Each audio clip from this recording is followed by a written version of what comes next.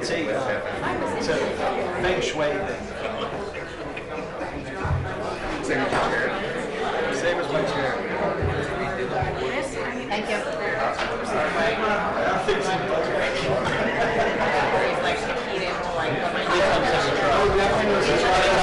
I haven't tried it. Let's see if you get into it. You have no energy and no feeling in your body. Nothing terrible. Wow. One straw will do. What is it? Necessity is the something. Yeah, that's it. It's going way down. I'll worry about that when that happens.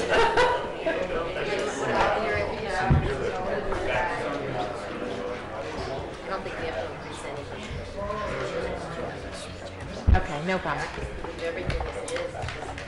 7:30, here we go. This meeting is a public session of the Council Rock School Board of School Directors. This meeting is being recorded by the Council Rock School District and may be recorded by members of the audience. Please rise for the Pledge of Allegiance.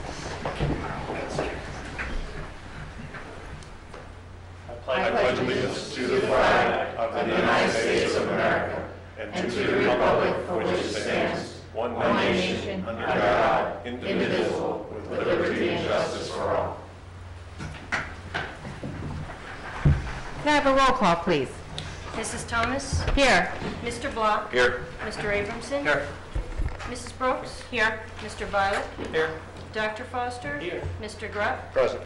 Mrs. McKessie? Here. And Mrs. Sexton? Present. Thank you. Mr. Klein?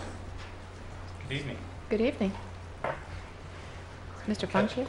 Catching up on the computer, sorry. It's all right. We can introduce Mr. Funk. Sure, let's start with Mr. Funk. All right. Good evening, ladies and gentlemen, the School Board of Directors, Central Administrators, Mr. Klein. It is indeed a pleasure to come before you for the last time this academic year, 2013-2014. And we have a little bit of a tradition at Council Rock High School South. I think we're going on 6 years where our senior representative sings for her last performance. So something to look forward to in Olivia's report. But I just want to take a moment to thank our SAB representatives. They've been outstanding ambassadors of our high school, of MBIT, of Sloan School, and especially to our seniors. Gabby and Olivia, we're going to miss you. You've done a fantastic job, and we wish you the best. Felicia, you want to take it away? Oh, Natalie? Go ahead, Natalie. It's all you. Hello, my name is Natalie Antoniak. I attend Sloan School as a sophomore, and my home school is Council Rock South. I'm here tonight to explain some of the activities and other exciting things that we have been doing at Sloan. In the last few weeks, we have begun our MAPS testing, which is an achievement testing in reading and math. We are preparing for our Keystone exams in literature, biology, and algebra. In world history class, we are planning our multicultural celebration by researching a country from our heritage. In English classes, the seniors are finishing up their Utopia assignments and graduation projects. We have visited the Franklin Institute to watch an IMAX film about the Arctic tundra and its animals. A portion of our school went to Chancellor Street to plant trees with some of the students from Goodnow Elementary in celebration of Arbor Day. They also did an Earth Day activity making paper flowers. As a school, we have learned about promoting healthy relationships with a 3-day presentation from the Women's Place. We have had one of our students go over to Newtown Middle School to discuss substance abuse and how harmful it can be for a teenager. Currently, we have a field trip planned to the Vietnam and Korean War Memorial in May, which every student will be doing individual research on 3 soldiers who died during combat. We plan on continuing our peer mentoring program with the students from Achieve. We are also working on planning our end-of-the-year barbecue with Achieve students at Core Creek Park. In June, we will celebrate our class of 2014 graduates by having our senior recognition breakfast. Good evening, everyone. My name is Felicia Wilkoff, and I'm the 9th grade representative from Council Rock High School South. Council Rock South held its first mini-thon on Saturday, March 29th. The event started at 10 o'clock in the morning and concluded at 10 o'clock at night. Council Rock South earned a total of $12,107.20 for the 4 Diamonds Fund. Our first mini-thon was a huge success. On April 11th, Council Rock South was awarded the Governor's Award for Academic Excellence. Lieutenant Governor Cawley gave Council Rock South a banner that recognizes schools who scored 90 or better on the school performance profile. Council Rock South is one of 6 schools within the district to receive this recognition. Lastly, many students at Council Rock South took the National Latin exam. Each year, Council Rock South's Latin students have the opportunity to take the exam. The exam took place in mid-March. Over 154,000 students from the 49 states and 17 foreign countries also took the National Latin exam. This year, 2 girls from Council Rock South did an outstanding job on the exam and earned certificates for their success. Morgan Gilmer scored a 38 out of 40, and Gabriella Rothermel scored a 32 out of 40. I look forward to reporting to you at board meetings next school year. Thank you for your time and have a great summer.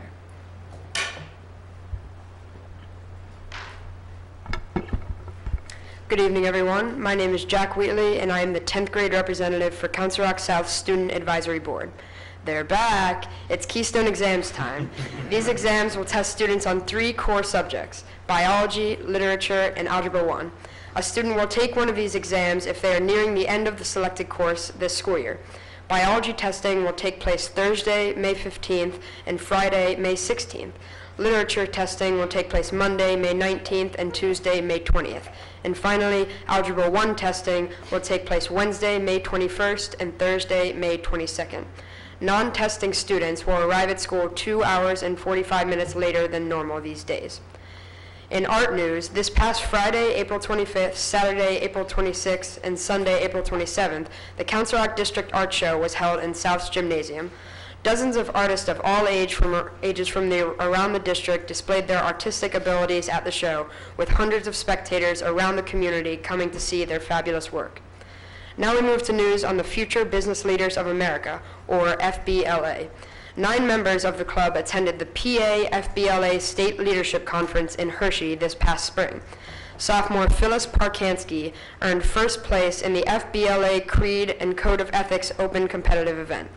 Sophomores Michael Liu, Millen Shaw, and Nick Wunsch earned second place in banking and financial systems. They are eligible to and will attend the National Leadership Conference in Nashville, Tennessee this summer. Junior Michael Sperando finished in 5th place in the digital video production. At the SLC, the club also learned that Daniel Garulko, David Gregorian, Tom Heineman, and Daniel Kleiner were selected to the National Business Honor Society. And for the final time this year, I thank you for your time and have a great rest of your evening. Good evening, everyone. My name is Jared Rovner, presenting as the Junior SAB representative for CR South, and what will be our last presentation of this academic year. First, I have news on Junior Prom. This past Friday, April 25th, South held its annual Junior Prom at the Princeton Hyatt Hotel. Starting at 6 and lasting till 11, South students who attended enjoyed a night of dancing, pictures, and fun. Tickets were $80, and the event was run by the Junior Class Student Council. Overall, it was an extremely successful night with pictures and memories to last a lifetime. Next, on to the YWCA Award. Recently, the YWCA of Bucks County honored 14 students from local high schools for their commitment and dedication to community service. Out of this select group, I'm pleased to announce that South's own Joe Titleman was selected and awarded their annual Teen Volunteer of the Year. Congratulations to Joe for being a stand-up member of our community. Next, on the Alcohol Awareness Month. This past month, CR South has been participating in Alcohol Awareness Month, where staff and students have been promoting healthy decision-making and safety when it comes to drinking. Hung up around school and aired on our morning announcements, students created their own posters and graphics to spread the word about the month and safe alcohol drinking. Congratulations to Jennifer Park, who won the Alcohol Awareness Month media contest, and 2 free tickets to the Junior Prom with her excellent poster. Honorable mention to Carly Weiss for her amazing poster as well. Those posters can be seen hung around South. And finally, with the NASA Hunch program. In promoting science and technology in the classroom, NASA has been reaching out to American high schools to find students interested and willing to learn about space and space engineering. Council Rock South is a part of this organization dubbed Hunch, where students develop experiments for NASA to test in zero-gravity environments. Some South students in the program actually had the opportunity to go to Houston to test their experiment and work alongside NASA scientists in official NASA facilities. Congratulations to the entire Hunch team, who will also be traveling to the Goddard Space Flight Center in Maryland on May 17th for the Hunch National Recognition Ceremony. And with this said, I'd like to say thank you to all members of the board and Mr. Funk for giving us the opportunity to present to you. Though my junior year is over, I can safely assert that I look forward to seeing you all at future board meetings next year as a Council Rock senior. Good evening. My name is Gabrielle Leone, and I'm sadly reporting to you as this is my last year as being Middle Bucks representative for Council Rock South. NOCTI testing began this week. This end-of-program assessment consists of a written and practical test. Most programs completed the practical component of the test on Monday, April 28th. Written tests began on April 29th and will continue through tomorrow, May 2nd. MBIT is hosting a summer career exploration program for students entering 8th, 9th, or 10th grade. Students are invited to register for one of the 10 courses offered during the week-long program in July. Additional information and registration can be found on our website. Our school's new student orientation is scheduled for Thursday, May 22nd at 7 p.m. at MBIT, and our senior awards ceremony will be held on Thursday, May 29th at 4 p.m. at MBIT. Our senior recognition ceremony, which is our equivalent to a graduation, will be held on Thursday, June 12th at 6:30 p.m. at William Tennant High School. It's been a pleasure reporting to you on MBIT's behalf the past 2 years. Thank you so much and have a nice evening. Good evening, everyone. My name is Olivia Anakwe, and I'm sad that I'm saying this for the last time, but I am the 12th grade representative for Council Rock High School South. On April 8th to the 12th, the seniors went on their class trip to Disney World in Florida, exploring the parks of Magic Kingdom, Epcot, Hollywood Studios, Universal Studios, and Blizzard Beach throughout the week made the trip a truly unforgettable time. Senior recognition night is scheduled for Tuesday, June 17th at 6 p.m. in the auditorium. This is a special night where we recognize and honor recipients of locally based scholarships and present curricular and co-curricular awards.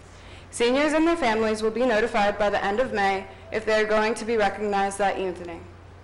Lastly, the bittersweet day of graduation will be taking place on Thursday, June 19th at 6:30 in South's Gymnasium. Our final day for us seniors to all be together as a class and reminisce about the many memories we have shared and celebrate prosperous futures to come. Thank you for your time, but before I go as a senior, I wrote a little song because I know it's tradition to sing at the last board meeting. Shining like a diamond in the sky. Now I'm off to my next phase. When I sit down and close my eyes, I can't think of a better place. Now everybody say blue, white, and gold, sand, bold, never fold under pressure, nothing lesser than the best, that's us, yes, SAB. We strive hard and we never give up. Blue, white, and gold, sand, bold, never fold under pressure, nothing lesser than the best, that's us, yes, SAB. We strive hard and we never give up, 'cause I miss the school board. Presenting on TV, you will always be the best, number one above the rest, as I move onward to dreams that I can reach. I promise forever to never forget the SAB.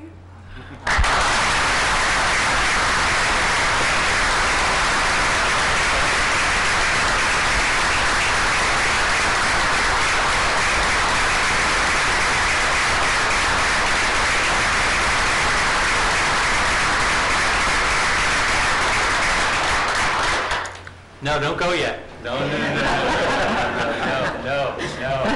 That was awesome. Congratulations. I can see Maddie Hurwitz smiling at home at some point in time. So, Olivia, tell me where you're going next year? University of Pittsburgh. Oh, wow, fantastic. Who did that? All right, I'll let that go. Congratulations. Thank you. And Gabby, how about you? Walnut Hill College in Philadelphia? Fantastic. For restaurant management, right? Yeah. Outstanding. Both of you have been such great representatives of your respective places. I'm very, very proud of you. I know we all are too. Thank you very much for serving for the MBIT and for your senior class, and we wish you very well as you go on. You get to take those very expensive and exclusive nameplates with you as you go on as a memento of your time with us. Thank you. And Mr. Funk, as always, what a great representation for Council Rock High School South. Very nice. Well done, gang. Have a great summer. Thank you. Thank you very much.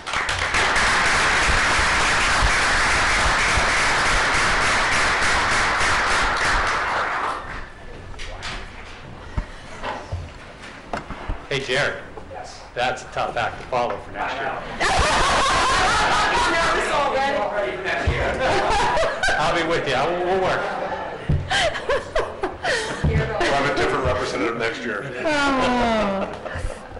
Mr. Klein, Superintendent's report. Just a couple items, and then we're going to get a chance to honor a couple very special students tonight. I just want to announce to the community, we've been hyping it for the past couple of weeks. I want to make sure that we get a chance to announce it tonight. On Wednesday of next week, May 7th at 6:30 p.m. here, Council Rock School District will sponsor a community forum on the 2014 and 15 budget. All members of the public are cordially invited, and we actually encourage you to attend. It will be both a presentation and then a question and answer format where people will get a chance to ask about details on the budget. I strongly recommend, if you have the opportunity, to go visit Council Rock High School North's presentation of Into the Woods. The first performance is actually tonight, but they will be performing Into the Woods on Friday, May 2nd and Saturday, May 3rd, both at 7:30. And there will also be a matinee performance on Saturday, May 3rd at 2:00 p.m. I heard just very short parts of it this evening, but it's extraordinary. So if you have the opportunity, what a great opportunity to go see some high school theater at Council Rock High School North. And finally, I want to make sure that we announce that there is a number of activities for this summer that are on the most recent listserv, including the Council Rock Summer Academic and Technology Academy and Camp Invention. So with parents that are looking for activities for their students for the summer, check out our listserv on the front page of our website.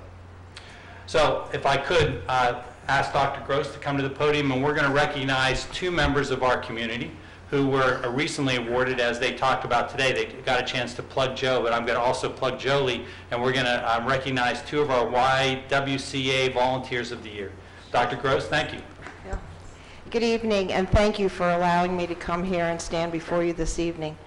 On April 8th, we had the YWCA Volunteer Awards Recognition Dinner, and it was really quite nice, and it was celebrated during National Volunteer Week. For over 20 years, Council Rock School District has had what's called a LINKS program, and the LINKS program is our students, our middle school students and our high school students working within the community, internationally, in totally supervised volunteer organizations. So we are so proud of them, all of our students. And Jolie House from Council Rock High School North, and Joseph Titleman, and I'd like from Council Rock High School South, and I'd like them both to come up, please, were unable to go to the award ceremony, and their mothers graciously stood in because they were flying to the senior trip. So we asked Mr. Klein if we could please celebrate their successes tonight. But they are representative of what our students do in the district, and we're so very, very proud of them. So, this is Jolie's.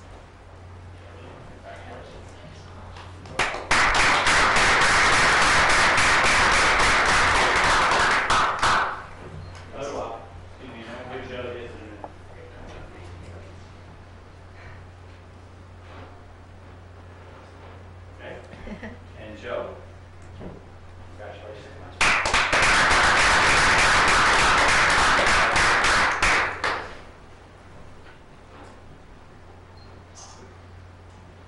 Congratulations again.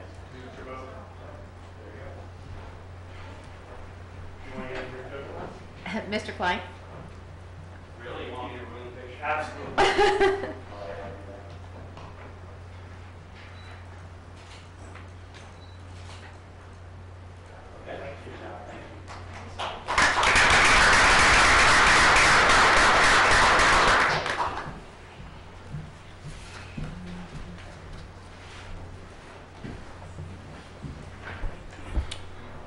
That's Superintendent's report. Thank you, Ms. Thomas. Okay. Moving on to public comment. Public comment is an opportunity for members of the public to address the board. We would ask that you limit your comments to no longer than 3 minutes. Please consider the fact that there may be young children in the audience or watching the broadcast live on CRTV. It is our goal to maintain a respectful environment. so that members of our community will have an equal opportunity to address the board without interruption. While the board welcomes your ideas and will consider them in deliberating an issue, we may not respond to your comments or questions. So there was a sign-in sheet. This wasn't for attendance, but it was to speak. If you signed it in because you misunderstood, no problem, just let me know. Welcome back, Mr. John Richey. Thank you.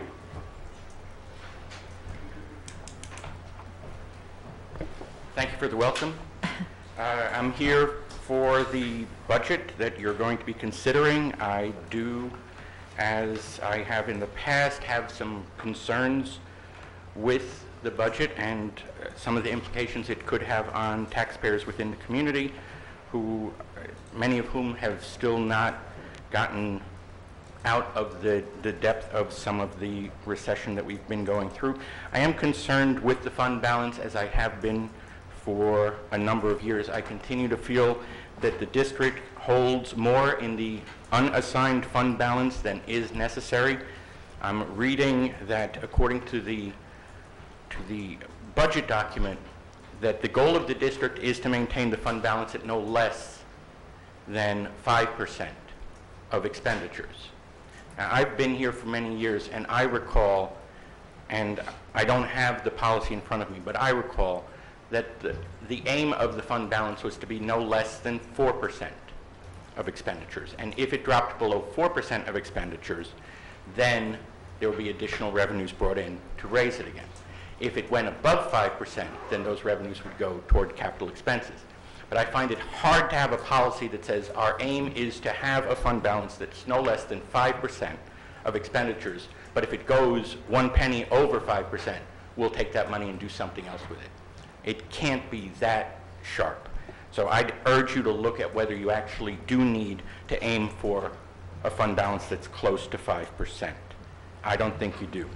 I do have some concerns with some particular items in the budget because we are going to be asked, I believe, to pay some higher taxes for it. And we used to have a budget that took academic expenditures and had that as an entire separate section of the budget. That's no longer the case. You now have to dig deep to find what's going on with athletics. And athletics, according to the budget this year, expenditures are expected to go up 11.63%. And I am not sure why expenditures are going up by that kind of degree. I don't know if it's salaries, if it's equipment, or what's going on, but I'd be surprised that most taxpayers in this district feel that their taxes need to go to have a slightly better looking team, a slightly better looking field, or slightly better looking scores. The other concern that I have is that I know you're also considering a project around Newtown Middle School. And one of the concerns that I have is what this board has done historically over the years when it comes to school buildings. You've had a report that was issued, I believe, in 2007 that stated basically that based upon student enrollments that the district has a need for at most 9, if not only 8 elementary schools. And yet the board has somehow seemed to put that on hold and never make a move to redistrict and reduce the number of schools we have. And yet every time there seems to be an opportunity to build, we seem to be ready to go ahead with it. And what I'm saying as a taxpayer is I want to see the same vigor given to how many schools are really needed for the students that we currently have in the programs that we want to offer. And if it isn't the number of schools we have, then we should take action to close them before we take money and spend it on new schools or rebuild schools. And use the savings from closing the schools to do it as opposed to raising new revenue. Thank you.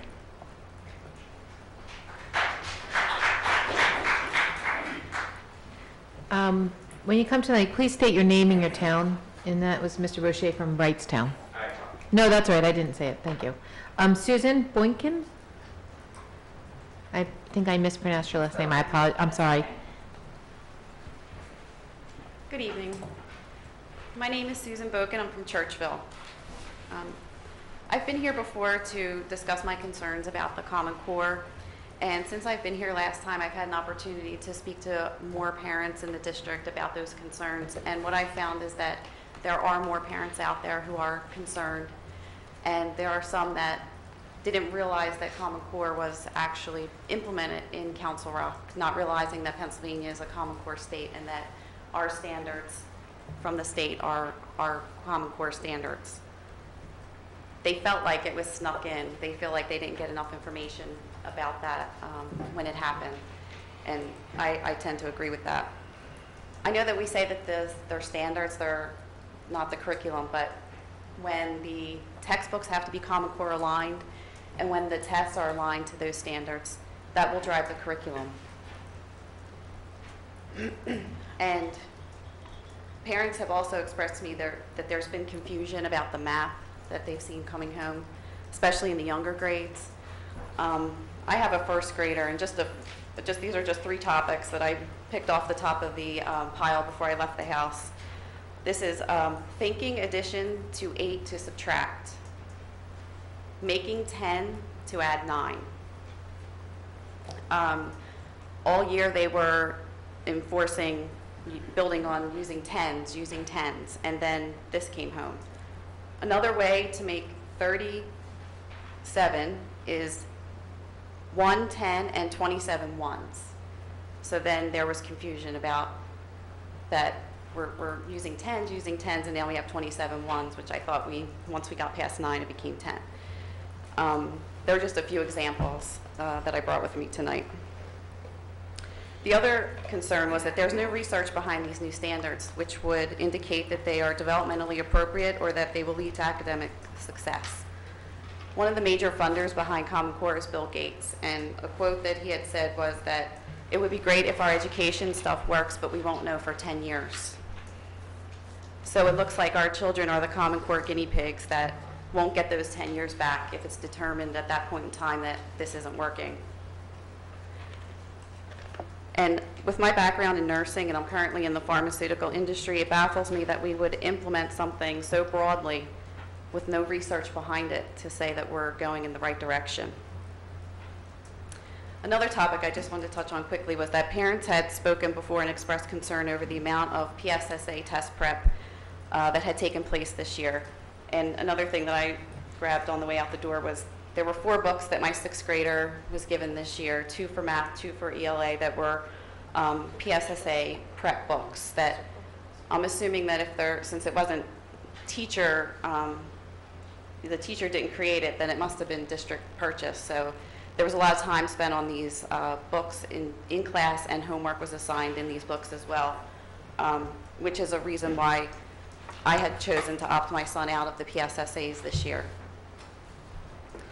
The final thing that I just wanted to say is that from the parents I had talked to, and what they felt was that there are still not enough parents who are aware of some of the issues that we've come across with the research that just as parents we've done in our spare time.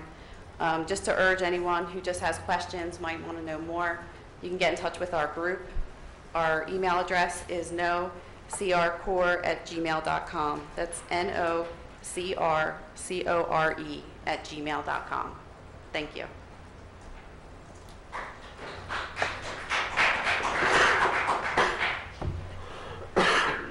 Elaine Trosano? Sorry, I'm very bad with last names.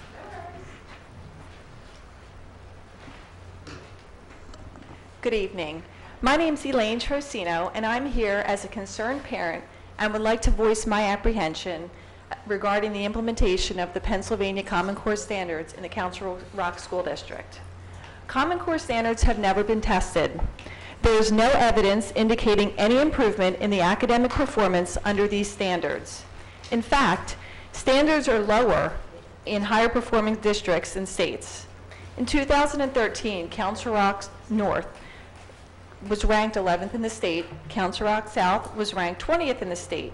More than 94% of the students moved on to secondary higher learning. These are very impressive statistics and demonstrate that our district believes in setting high academic standards and meeting them. So I wonder why a school district with our reputation and success would sacrifice such excellence. In the real world, 2 + 2 = 4, right? You would think so, but under Common Core standards, that isn't necessarily true. 2 + 2 can equal 5, as long as the answer can be explained.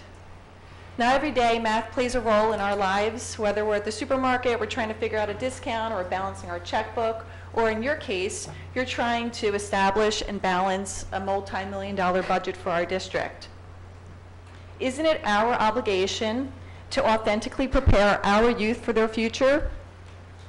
If we look to our neighbor, New York, who was over a year in front of us with the Common Core standards, we can glean a glimpse into our future. We can see frustrated teachers, parents, and school board members who were left out of this process. Children who are becoming increasingly anxious and struggling with the intense workload and constant testing schedule. These children are ill-equipped to meet the enormous and unrealistic expectations that are being put before them. Under Common Core, there is no flexibility to alter the curriculum to meet the needs of students who learn differently. So that begs the question, what happens to the children who need learning support, or for that matter, those that are gifted? The new math teaching methods are leaving children confused, and parents are unable to help them at home because they're unfamiliar with these new methods. And it's essentially removing the parents from their children's educational journey. It has been projected that Common Core math standards will put Pennsylvania students, our students, behind their peers in other countries by 2 years. The Common Core standards are attempting to make everyone in the classroom and across the country the same, and we all know that that's not possible. If we all went outside and had to run a mile, we'd all finish at different times. But under the Common Core standards, we'd have to run at the same pace the entire time. The slower folks would be pulled along, perhaps at a pace that they could not sustain, and the faster ones would be held back. I don't believe this philosophy is in step with the greatness that our district has achieved over the years. Council Rock excellence draws families to our schools and community, and people are willing to pay higher taxes in exchange for being part of such an admired school district. It's important that we see our students as individuals with their own gifts and talents that need to be nurtured and developed, and that a one-size-fits-all approach to their education does not accomplish this. Thank you for the opportunity to speak tonight.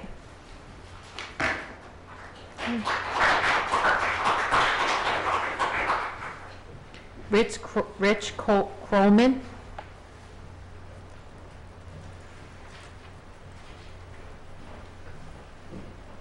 Rich Krollman, and I'm from Washington Crossing in Upper Makefield Township. I'm new to this process, so I'm not really familiar with how the preliminary budget is put together. I'm not familiar how the forum is going to take place on May the 7th, and I'm really just looking for guidance because I do believe that there are probably some line items that are going to cause a fair bit of debate, one being the increase in taxes, and two, the rebuild or renovation or building of a new facility. I know you're not answering questions, but maybe somebody can at least, guide me at some point in how this process works. I want to respect it, but I also want to have a healthy debate on some of the line items that I know you as a group have spent probably numerous hours putting those numbers together. So that's it. Thank you very much, and I'll see you on the 7th. Mr. Krollman, before you go, Mr. Reinhardt will do a presentation tonight. At the end of that presentation, there's an email, budget@crsd.org. Pretty straightforward. Great. Any questions you have, you shoot it to that email, and either Mr. Reinhardt and I, it hits right to our desktop. We're happy to get back to you on I it. appreciate that. And you can tell I'm new to the process because I thought I was just signing in. No, that's okay. I wanted to mention one other thing about the process.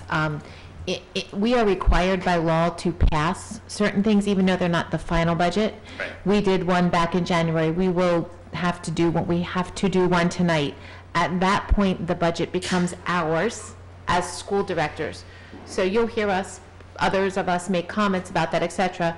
But one thing that we always struggle with is whatever we pass tonight is not as long as I've been on the board, it's never what finally passes, but it simply allows us to move on in the process. Right, no, I understand there's Okay. certain steps, and I appreciate that, and I want to respect that, but I do think there's probably some, Yeah, that's why we're having the meeting next debate week. about We some of expect these. Okay, by the way, my wife Donna signed in. Yeah, she's next. She doesn't, yeah, I know. She's beautiful, but she's not going to speak. Thank you. Mike Tierney? Mike, do you wish to speak? Are you here? Okay. Would anyone else like to speak who did not sign in? Okay, thank you very much. Thank you for public comment, everyone. We're moving on to our discussion item, which is the preliminary budget. Mr. Klein and Mr. Reinhardt. Thank you, Mr. Thomas. I'm going to hand it over to Mr. Reinhardt right now, who will do a quick overview of the preliminary budget we're proposing for this evening, and then we will answer questions from the board and then move forward to the agenda item. Good evening, everyone, and thank you for letting me speak tonight. As in the past, we usually show where we've been and where we're going, and you'll see December 18th was the first time we really got together and publicly spoke about the budget. At that point, the board did agree that we should pass a resolution saying that we would not seek any budget exceptions and that we would live by the 2.1% Act 1 index. Later on in the discussion, I will show you exactly what that means. I also want to talk to you that was really a culminating event also. Throughout this year, we really did get involved in discussions, philosophical discussions, and actually scenarios on our fund balances and how we should use them, and really came to some conclusions. And I just want to say that that occurred December 18th, and the board has been involved in real discussions about where our fund balance should be and upcoming planning for issues that will be occurring. We've gone through the rest of the process, and we're here tonight, May 1st, to approve a preliminary budget. Preliminary budget is required to be adopted 30 days before a final budget will be adopted.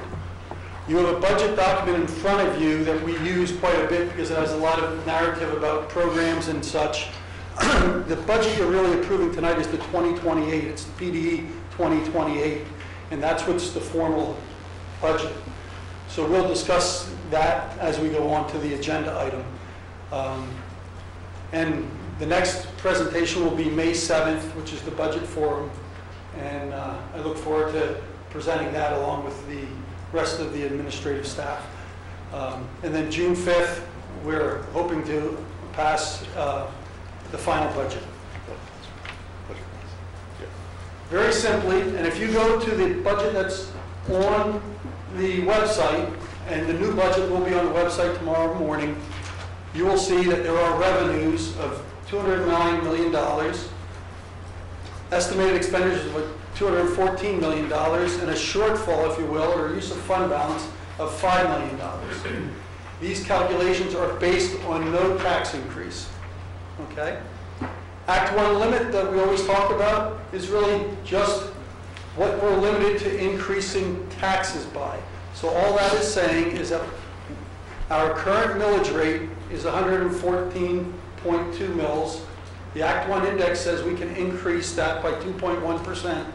So the board has authority to increase taxes by 2.39 mils, or that would generate about $2.9 million.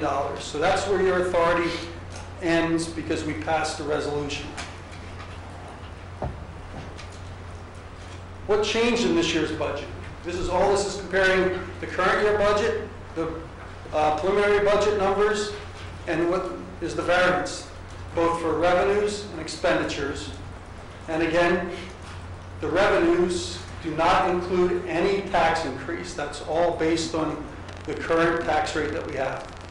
Does everyone understand that? Okay, let's look into the revenues. Went up $4.4 million. The greatest portion of that is the state share of reimbursement for retirement. So that line item went up almost $6 million. And on the other side of it, our expenses were up double that. That's really what we're talking about in much of our budget. That's what's really driving the budget. Earned income tax went up $1.1 million. That's another large increase over the last 2 years. Last year we increased our budget $900,000. This year $1.1 million. It's been quite a recovery in our earned income taxes. Current real estate taxes, our assessed values went up 0.44%. That drove out at the same tax rate that we would receive another $609,000. That line item is almost $140 million, so you know why that drives up. It's a small percentage, but a large dollar value. Other local revenues, you'll see it's a $160,000 increase. Other state sources, it's $363,000 increases, except for transportation subsidy. And our transportation subsidy continues to drop. It's not dropping as much as this. This is an adjustment to the budget where it was too high this current year. But that does show there's efficiency in our routing, and also our buses are getting older, so we're not getting reimbursed as much because the buses are a little older. Expenditures, this is the area we talk about a lot, went up $8.9 million. $5.1 million, almost 5.2, is because of the retirement contributions going up. That's twice the amount of the state revenue going up, because locally we have to support half of it and the state supports half of it. Salaries and wages went up $1.8 million, or 1.64%. Healthcare went up almost $1.5 million. I would need to tell you that this is the first time healthcare went up in 3 years. It went up 8.42%. And one of the items I just want to make sure you know, we have a new component in there because of the Affordable Care Act of about $240,000 that we now have to pay because we're a self-insured plan. It's not our experience, it's not administrative cost, it's cost that we need to now pay to the government for the Affordable Care Act. Transportation contract, last year we underexpended our transportation contract. Our contract this year, we adjusted it for almost $480,000. And throughout the budget, we'll talk about one item when we pass the MBIT budget. Throughout the budget, there's other reductions of about $560,000 that are all over the budget. I didn't want to keep listing things. But that really shows the ins and outs and the big picture of our budget, our expenditures. We've discussed this at various finance meetings, and based on the last finance meeting, this is the administrative recommendation for tonight's budget. Revenues are the same and expenditures the same. We would like to use $3.7 million of our fund balance. About $1.2 million of that is what is planned to use with the PSERS reserve. We have $7.4 million in for the PSERS reserve. We want to use about $1.2 million of that. We are going to continue to use that, and over, I think, 5 years, we're going to use it and then drop off, and we're going to try to level out the tax increase as we go. But we are expecting continued high increases in our contribution rate for the next 3 years. So this is the first phase of using that. Therefore, we need an additional revenue of $1.3 million. The value of a mill is 1.2.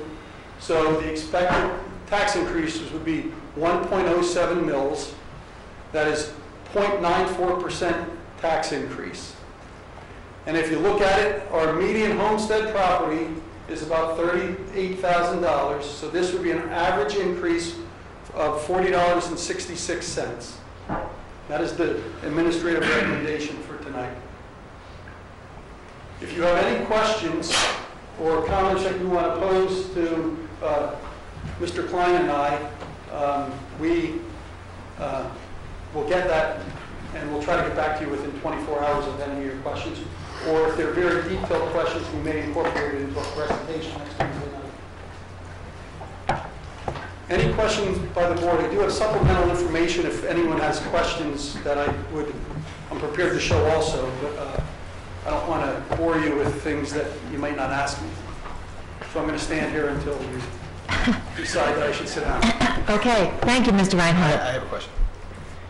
Okay, Mr. Bialik? I'm sorry. On your second or third slide, it was revenue variance. Yes. I just couldn't catch it. Why don't they balance the variance on the top and then the 4.4 million? I could go through the line items, Mr. Bialik, and make everything work, but the list could be real long. If you want, there's pages in there that you can actually look at every line item that is pluses and minuses. But that's, I could have put, I guess, down there other and balanced it. So it's an adjustment. These are Yes. these are the Yes. heavy hitters. These are the heavy big hitters hitters. of the budget. That's fine. Okay, very good, thank you. But there is, in the document, you can go down your list and look at them. Bob, while you're looking at this one, it's interesting to me.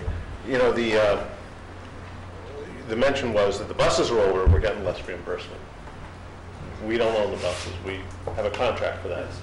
Is there an adjustment in our contract with First Student that reduces our cost because we allow them to have older buses?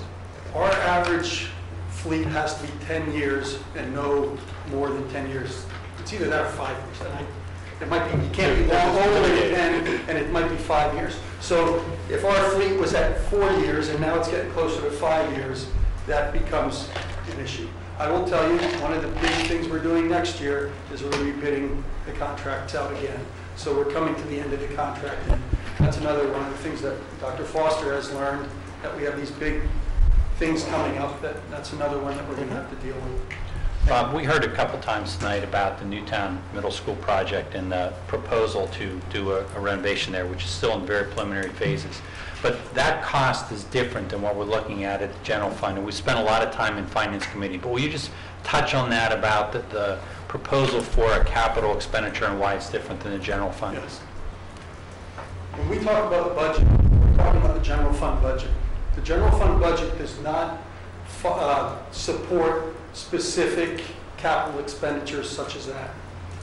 You've heard about, or we've been through 4 transactions this year with our debt. What occurs is in our capital projects fund, we will issue bonds. The proceeds from those bonds will go in the capital projects fund and will fund capital projects. At that point, the debt service over the next 9 to 14 or 17 years gets paid out of the general fund. And you're well aware that that number, everyone knows what that number is, $17,050,000. And we've been working on making sure our debt service is lower than that number so it's not having a tax effect on us. I will not tell you that if we, as we go into higher capital projects, that we'll never have a tax increase, but so far we've been able to do the elementary schools that we've done, and we have some money available for our next project without increasing taxes. So for the most part, any new project that we offer, whether it's Newtown Middle or another project, that debt service will not influence the general fund budget for at least the foreseeable future, the next couple of years. It won't affect this next budget, and it won't affect the next budget, I do not believe. That's fair. Thanks. So additionally, I wanted to note that the PSERS and the fund balance and these bond issues are long-term issues, and there were finance meetings this fall that talked about long-term planning. So although we're not going into all the detail here, we've spent a lot of time looking at long-term planning and how it impacts this as well, and I want to appreciate and respect that work. I know some of it may get talked about next week, but I've been asked some questions about long-term planning, and I wanted to note that that work had been done. Yes. In this budget, how many retirements are you anticipating in this budget? 19.2, I think it is. Right, and we tend to run about 25. Correct. A couple of years ago, we had a $14 million, or was it $9 or $14 million shortfall? $14 million shortfall. In that year, what was our reduction in staff? 60. We decreased our head count By 60 staff members. by 60 staff members. What's our base for the number of staff members in the district approximately? For right now.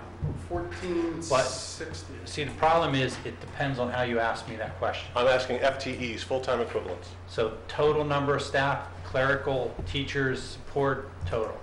Ballpark.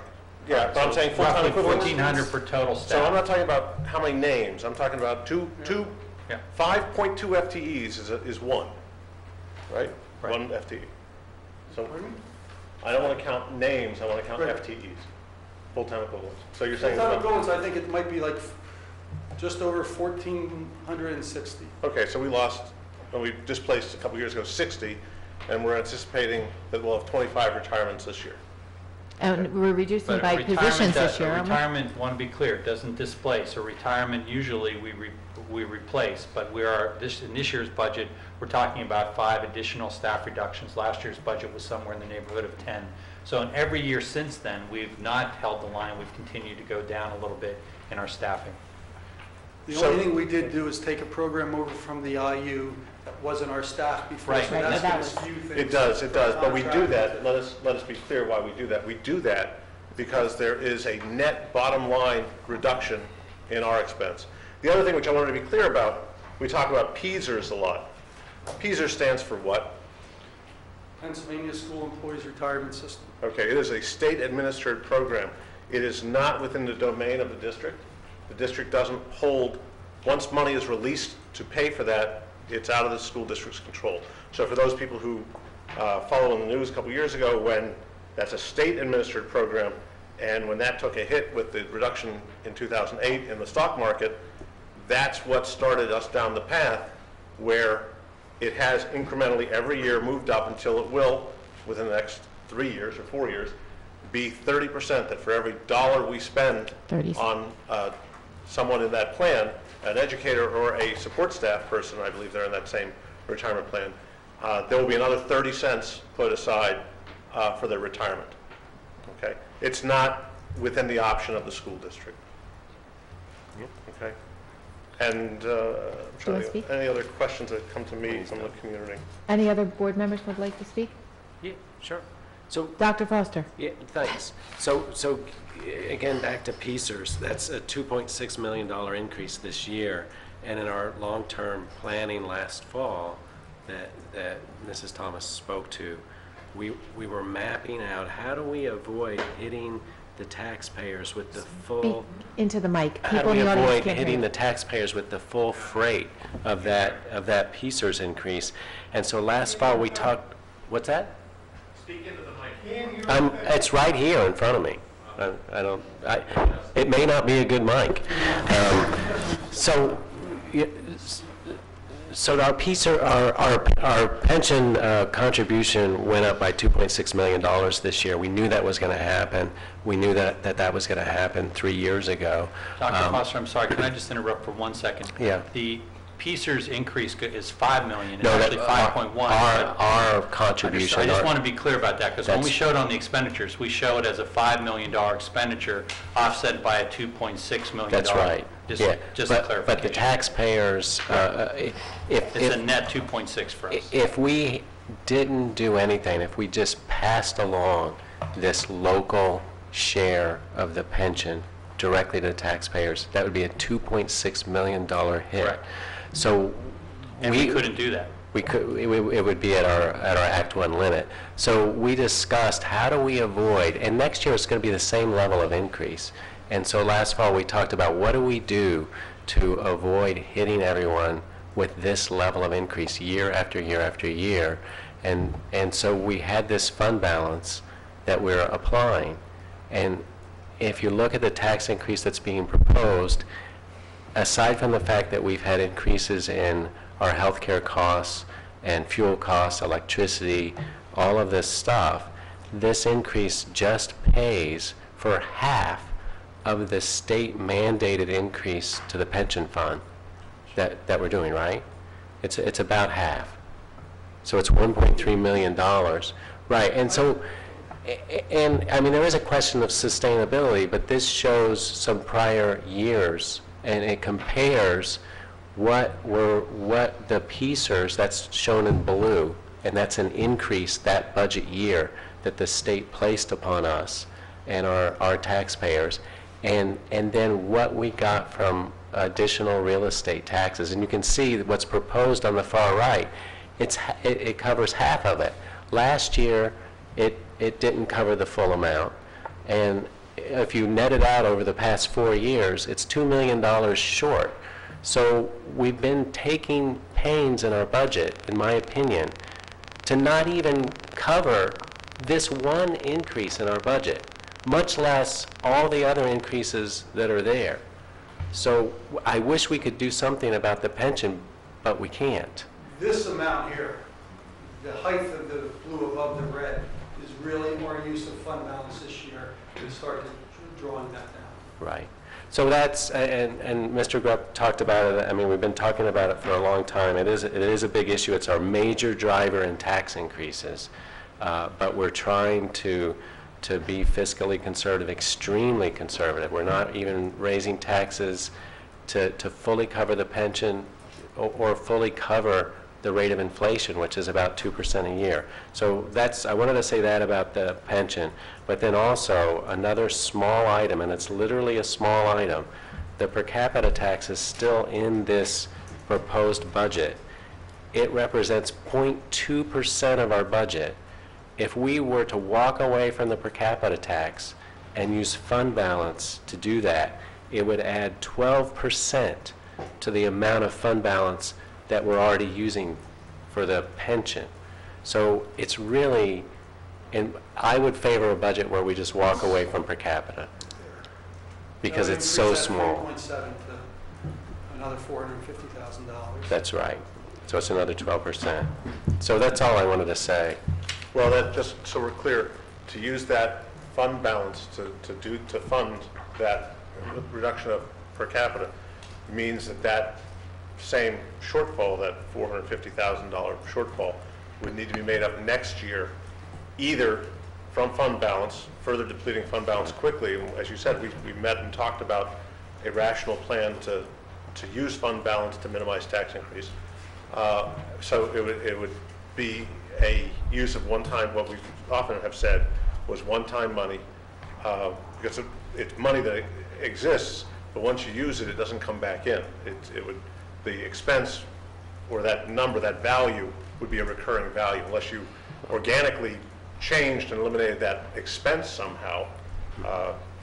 And I think we can, because again, it's 0.2% of our budget, so I think we can find a way. So that's just my opinion. As Everett Dirksen said, $1 billion here, $1 billion there. Pretty soon you're talking real money. That's. Anyone else like to speak? Mr. Reinhardt, what's our... Put your mic down, please, and speak into it. What's our planned starting fund balance in this new budget? I don't remember where I have it. And my You're gonna make question us is, busy. have we factored this year's finish in, or is there upside in this year's budget that may not be factored into that yet? Right now, I'm saying it's 28 million. If it moves, it's not going to move a significant amount. Okay. Go ahead. I don't. He doesn't want me to speak. No, I do want you to speak. It's just. So let's start. About the ease of me. No. coming up with a number. It's very difficult with. It is very difficult for you to come up. So as I understand it, the theoretical operating when it comes to fund balance, first of all, I am very happy to see 3.7 million used to all of those who worked on it. I don't know if it's going to be enough use of fund balance for me in the end, but I am kudos. It's much bigger than past years, so thank you for that. My understanding was that if we get to the end of this year, and let's use a round number of $1 million, that we would fund next summer's project with what we, after we pay all the expenses and we net all it out, our year closes June 30th. By the time we do all that, we find out in August. So it would not necessarily, if we did not use everything we plan to use, it would not necessarily go into fund balance. If we stay with what we have been doing, it would actually fund summer projects in 15. That's my understanding of what we've kind of theoretically said. Is that correct? And I believe that's what the board policy says. Okay, so even if we spend in our expenditures $1 million less than we planned, that would mean that summer 15 we can do $1 million worth of projects unless we choose to put more money into it. Is that correct? Correct. Okay. So if the fund balance is 28 million right now, I shouldn't assume that in October it'll be any greater than 28 million. These amounts will really dictate where the fund balance is going to be. As we had before, remember we had outstanding encumbrances of $800,000. Yes. We had If this number would drive up a lot because we have a huge encumbrance again, which I don't believe we're going to have. That's it. Yeah, these are things that are, yes. So- As long as these things don't change greatly, yes. Okay, and so for me, the self-insured fund, health insurance fund balance, just for me personally, should almost be put aside, because that is something we have to hold. We have ups and downs. When you're self-insured, you need that. So that 3.8 takes my 28 million for me down to 24 million of usable money. Yes. Okay, thank you. I just wanted to be clear about how that's going to work. Because last year I sat here and said, well, at the end of this year, there's going to be another $2 million in fund balance. So respecting your position, it just, Bob had said, that's board policy. It has not been board, it is not board policy, it's board practice. That's what I thought. So it is not, to John Rashay, who had talked about what board policy is, there is a policy around what That's just what we've been philosophically. The number that could float, if a number were to float up or increase, would be the unassigned. Right. So, but that's the number. So if we looked at it, to narrow in on Wendy's observations, leaving the committed numbers aside, it has been the objective or the general direction of the board to keep the unassigned at or below the level that is floating, which talks about being that 5%, which was referenced in an earlier discussion, that 5% being where we want to remain, using the money on summer capital projects. Anybody who owns a house knows there are things you have to do. You have to paint, you have to reseal the driveway.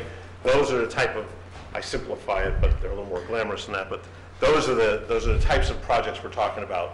You know, new roofs, these types of things are ongoing maintenance of existing facilities. Well, part of the reason I bring that up is for me, in the next month, as this board debates what to do, is if we were to use more of fund balance, we would get, in my estimation, at the end of 15, and we would likely be using fund balance. So there would not be any surplus, and then you have summer projects in 16, and we're going to have to decide how to fund them. And just So it has long-term ramifications, which we did talk about in finance, but sometimes I think those nuances, when we're looking at one year's budget, are lost, and those things need to be considered. I've long advocated for reduction in fund balance, as everyone here knows. So I will continue to advocate for that, but there are some decisions that the board has to make in the next month on how much fund balance to use and where to go with tax increases. Putting those pieces together, when people say, what could possibly come up that you'd need $1 million for, unanticipated? This year, Welch Elementary School had a defect in the building, which had a potential, what did we wind up, Doug, was 1.7 or 1.5? $1.7 million to correct the defect in the building. It's not recoverable from insurance. It's an effect that comes about as the building aged. The district is doing that with, in essence, that's one of the summer projects, because that's where the funding for that came from, exactly what you're talking about.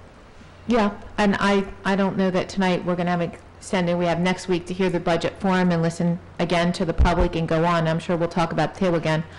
We still have the, we still have other expenses which I think can cover that. So I think the debate for this board is how much fund balance do you want to use? I think that the key piece around that is the sooner that we get to a long-term plan, it will help us get after the real expenses within the district. And the good news is we've got a recommendation coming back from our planning committee. But then that, if we are able to lean into fund balance, that creates a real sense of urgency for us to get to that plan. I'm glad that we've identified it as an objective, but we've got to hold ourselves accountable to doing that, because that's where the real savings over time are. Bob, I want to understand how, to what degree this number is variable. So I understand that we may not fully know the number of retirements, so that's going to fluctuate, and obviously staff is such a big part of our budget, so that line item is vulnerable. What are the other areas where you're focusing in the next month where you're going to see that kind of degree of potential change in either direction? I would tell you that Our healthcare is locked in. We did develop premiums and things such as that. I'm thinking about big cost drivers, so we have that number. So that's a good number with the healthcare. The only way the healthcare is going to change if we reduce staff or something such as that.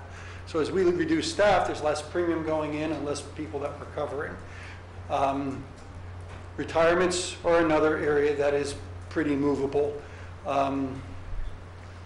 We could be looking at, I'd have to look to see what happened with our fuel. I think we might have locked in for next year, finally, for diesel fuel, and I'd have to look at that. But there are areas that I could look at and tweak a little bit, but there's not going to be great numbers when you look at that. When you start looking at those line items, if they move 1% or 2%, it's not going to be a great amount. In the overall. Yeah. So staffing is, I mean, and everyone sees that. We've seen that through the planning committee and everything. When you start putting the numbers together, staffing's what drives what's happening out there, and that's really where our numbers are going to be. And everything's pretty tight other than bringing in a lower salary in for a higher salary if someone retires. And maybe to follow up on that, Mr. Klein, you've reduced by 5 staff. Do you have anything else you're still outstanding that might reduce staff? No, we're about as clean as we've been in the budget process this year in terms of what we expect. Now, for every dollar that goes down, there could be a dollar up. And one of the always the more interesting surprises is when the state budget passes. And typically in the weeds of those budget, we find that money has gone away from us, so we lose, not gain from that. But I want to talk about that in a second. But I wouldn't expect, unless you direct us differently, that this budget as we propose it is going to vary in any significant way because we suddenly find a savings here. But I also don't think we're going to find huge expenditure somewhere too. We've done a lot of good work on this up to this point, and now it's really just sort of polishing it. And so let me just segue into that because I'm respectful of a number of emails that I've seen recently, a number of comments that I've heard from the community about the budget increase. And I just want to raise to the community just we're the local authority. As a township supervisor would be, as a school board would be, we're the closest taxing authority to you. So if we go up 1%, we're the person you can come and talk to. But I don't want people to miss the opportunity to understand in our school district that one of the reasons that we have been struggling with expenditures is the incredible reductions we've been seeing in state subsidy and state contributions to public education. For instance, the PlanCon funding for our renovations, each of the 3 renovation projects, Churchville, Holland, and Goodnow, we've not received $1 of what is statutory requirements for those PlanCon reimbursements, somewhere in the neighborhood of $3 million over that project time. We've lost over $500,000 in access reimbursement over the last year. We have an incredible amount of unfunded mandates that come out of the state. Every day we turn around with another requirement. The Keystones are a great example. The folks that were just here talked about standardized testing. The Keystones the kids talked about today are the new mandatory graduation requirements for our kids. We estimate in one single year that'll cost us $250,000 in the new requirements that the state has handed down in this testing and the things that we need to do to get ready for the testing and then to remediate after the testing. This is a moving target that I think the community needs to be aware of. We'll take responsibility for the expenditure controls that we can have, but it's an ongoing process to try to manage both the unfunded mandates that come out of federal and state government and the constant reductions in funding that we get that are unilaterally imposed on the school district. And I think it can't go without notice in this budget for people to understand that while we'll struggle on the expenditure level here, one of the things that accounts for the fact that we have to ask occasionally for tax increases is the fact that we're not getting funded the way the state should be funding us. Just an editorial comment. I think, too, we can't, one of the things I find so challenging is the balance of it all in terms of certainly recognizing that there are senior citizens and people who do not have children.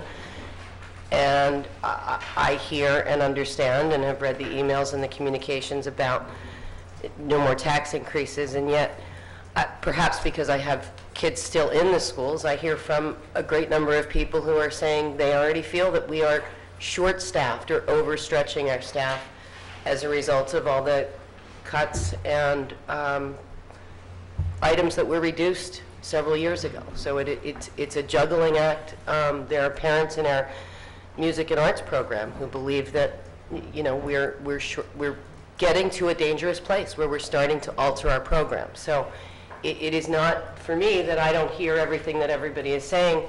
For me, it is about finding a balance and how to juggle all of those pieces. Mr. Bradley? Yeah, just another comment. I talk a lot about long-term planning. I've heard that brought up a few times tonight, and I have just a couple concerns and some appreciation. And again, I just want to say that this is in no way a criticism of what the administration and the board has done in the past. And, the budget. They can't hear you. Sorry. So, I've talked in the past about long-term planning, and I've heard it a few times tonight, and I'll say that my comments aren't a criticism of the board or the administration. I would disagree with a few of the comments that this work's already been done. I think that there's been a good start. I think you're referring to the work that PFM did for us in the fall, but I think it's a good start, and I'm excited to see the work that we can do. I've asked for some rolling projections, and I did send around some information that's done in other school districts, so that would help me make a decision like this, because I'm concerned when I see the increase in PSERs, and then we look at the fund balance that we have for that allocation at $7.4 million. I'm concerned at how quickly that's going to be eaten up and what our projected tax increases may be in the future. It's difficult for me to look at and make a good determination in a vacuum, and that's what it feels like to me looking at 1 year. So I'm encouraged to hear long-term planning. I'm a little discouraged with some of the comments that were said. We've done it already, and I don't want the public to think that this work's already been done, because really we've just started it. And while we have just started, and we're looking today at a tax increase for the average home of about $40, a little over $40 for the year, I think you need to note that Council Rock School District, while we are decidedly one of the wealthiest districts in the state of Pennsylvania, our per pupil costs run at the average of about between $12,000 and $13,000 per pupil. Upper Merion, also a rich place in the state, $22,000 a year per student. I have it on my phone, but I'm unable quite to access it. I'm sitting here trying to get it. It keeps sliding away from me. But I can tell you this, that Lower Merion, Jenkintown, Colonial, Cheltenham, Bernathen, New Hope, Solbury, Morrisville, Borough, poor people, I don't know, Springfield Township, Wissahickon, and since I can't get this to fully function, there were a few more that outpace us in per pupil costs. So overall, we have done a good job of keeping our district at the average of the state of Pennsylvania. Average, when some districts are very poorly funded, one that I've always been very familiar with, one of those, and others that provide a high quality of education that we're trying to do. So if you want to change staffing, it's a philosophy of how we want to educate. We can change staffing. Staffing's where our money gets spent. But there has to be then a discussion of how do you want your child to be educated. I have always felt, and I bother Mr. Klein about it every year, that in some of our classes at the high school, I think we're a little generous in terms of the number of kids in the class. But the elementary school classes, some of those run 30 and 34, which is ridiculous. That's a lot of little children to provide a quality education for. So, for me, it may be an adjustment over time in those areas. If we're going to have 30 kids in a class, I'd rather see them at the high school than see them in 1st, 2nd, 3rd, 4th, 5th, 6th grade. Because that's where you make it or break it when they're little. If they have a strong foundation at the beginning, they're better able to sail on their own through the high school work. You can change that, but you will change the nature and the quality of the way our kids interact in school every day. So the parents have to decide what their tolerance level is. The taxpayers we have to find a balance for the taxpayers, noting that a good school district benefits us all. This is my first year to receive this benefit from my government. Every month they send me a check It's called my Social Security check. I bet some of those in the audience tonight also have that benefit in their lives right now. It's a wonderful thing. I don't go to work, and yet somebody sends me money. The government, I can't believe it. I never got anything for nothing ever in my life. I've worked every year of my life since I was 16 years old. I contributed to Social Security every year, except for 4. I gave birth to 2 children and breastfed them.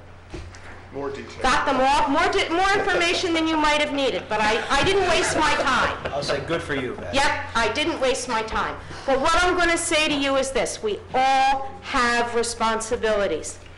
And for me, paying my taxes, it's a privilege, it's a responsibility, it's something I am so happy to be able, it's a gift that I'm able to do it. When I used to complain about it when we first got married, my husband would say to me, "Don't complain about the taxes. I can afford them for you to live in a house, have a roof over your head, and a good place to send your kids to school." This is a great country. It's a wonderful country. I don't have to go to war, me, to live here. Somebody suffered and died for me. I'm willing to support our government and to pay my taxes, to support our defense, to pay so that we don't have our old people out on the streets, and to be willing to pay so that our little children can have a good education. So as a nation, we can do better. I think the idea that any talk of taxes is all of a sudden like talking about a disease process, it's not a disease process. It is our honor and our responsibility to care for one another. And while I think it is our responsibility to be as fiscally responsible as we can here, to try and get good contracts with our employees that hold back and hold down the costs as much as we can, and while we have to be responsible about what we buy and what we do, we have to remember that we're just so lucky to be here, so lucky to have the lives we have. And at 11 cents a day, a whole lot of carryings on about it, even if we did nothing, and I know that we'll be doing more, and that $40 will go down to 20. But at 11 cents a day, I have a little problem with a lot of hauserai over it. Think about what kind of life you want here. Think about what kind of life you want and how we're going to live here with our children and our families, our old people, what we're going to do as a nation. And stop fighting with one another. Try and help with solutions. We have people here today, but generally when I look out here, nobody's here. We've had a capital planning committee. We invited people to come. We've had great people come out and help us. They're going to talk to us about facilities, about finance, and we're going to listen to them. In the end, it's hard for me because I don't have an open mind. I make decisions before I get facts, but I am pretty set in my ways, but the other 8, they're going to listen to the people, and we'll see how it goes. And we'll see how it goes. But remember, really, at 11 cents a day, I think these guys have done a great job. I think Bob has helped us so many ways to think of ways to re-energize this community, to renovate our buildings, to make them terrific places for kids to go to school in, and to do it without actually costing us money. So, 11 cents a day. You know, Patty said some things, and I wanted to build upon a few of them, although I think she said many of them exceedingly well. I think sometimes when I say things, if you would just leave them alone, it would be okay. How long have you known me? I've lost all control of the board. I wanted to make a reference to something which Patty didn't bring up, but which has come from certain members of the community. And that talks about, there's a feeling in the community, or there's been a feeling in the community about that this board is making decisions to benefit our children. And I just really want to be very clear that our children, if you're talking about our children being the children of Council Rock, I'll say yes, and I'll take responsibility and wear that mantle proudly. If you talk about my own children, I can tell you that 2/3 of this board do not have children in Council Rock schools. They are not receiving any direct benefit to the point of their children are being educated. 2/3 of the people on this board now do not have children in the schools. I haven't heard that, so that surprises me. Most, One, two, sorry. might be even more than that, 5 nights. so, okay. Oh, but the board Of the members, board, yes. of the board. Okay. Other comments, Mr. Abramson? Yeah, I'll talk about more, or ask more if it's not already brought up in the May 7th forum. But what I'd be interested in is, for the simplification, taking your proposed budget, the increase in expenditures, comparing it to the 2013-14, and then figuring out, the increase in the PSERS contribution, then actually then the total increase, I guess in comparison, how much of that PSERS contribution is it to the total amount of the increase in expenditures? So how much is the increase in expenditures due to the increase in our PSERS contribution? And then, As it's currently presented, or? yeah, as That's a good question. We talked about that. In the expenditure budget, it's roughly an $8 million expenditure increase. $5 million of that is PSERS. And half of that we Just on the expenditure side. No, I understand that, but I'm talking about in actual dollars to us. So I thought it was like something like 7.5, then 2.5 coming back, so it's a difference of about 5 million or so. The real difference. No. About 5.2 million is the increase in the PSERS contribution from last year. Use the mic, Bob. Right, so, and we get about half of that But you back. can't, that's a revenue. That's what No, I'm trying to... no, I understand that, but I'm talking about The the bottom state line. contributes Council about Rock. 2.6 million, so Right. we're due about, we have to raise local revenue of 2.6 million or use fund balance. For that, but I'm talking about the total costs. expenditures. So that's something we can, at the May 7th forum, maybe We'll work on that. to bring up. And then hopefully we could also talk about the gaming revenues and how that may impact. I understand it doesn't impact what we do. We just don't know. I don't have that number right now, and But I don't know if we can get a handle on that from the... I believe it's supposed to come out today. I think that was the deadline, was today, but I have not seen anything. Hopefully we'll have it, but it is a rolling number. And there's no rhyme or reason to what that number is, because it basically is how many people went to the casinos and gambled over the course of a year. So when the state certifies that money for us, we can go back and talk about what the homestead, farmstead rebates will look Right, like. but it won't have any effect on what It's we a do with the pass-through. budget, but... It would have an effect on the tax increase for people, though, because if it went up and the rebate went up, then it would reduce the tax rate. If it went down, it would increase the tax rate. Right. For them, but Hopefully not- I'll have that. I'm looking to make But sure. it won't have effect on our millage increase. No. Right.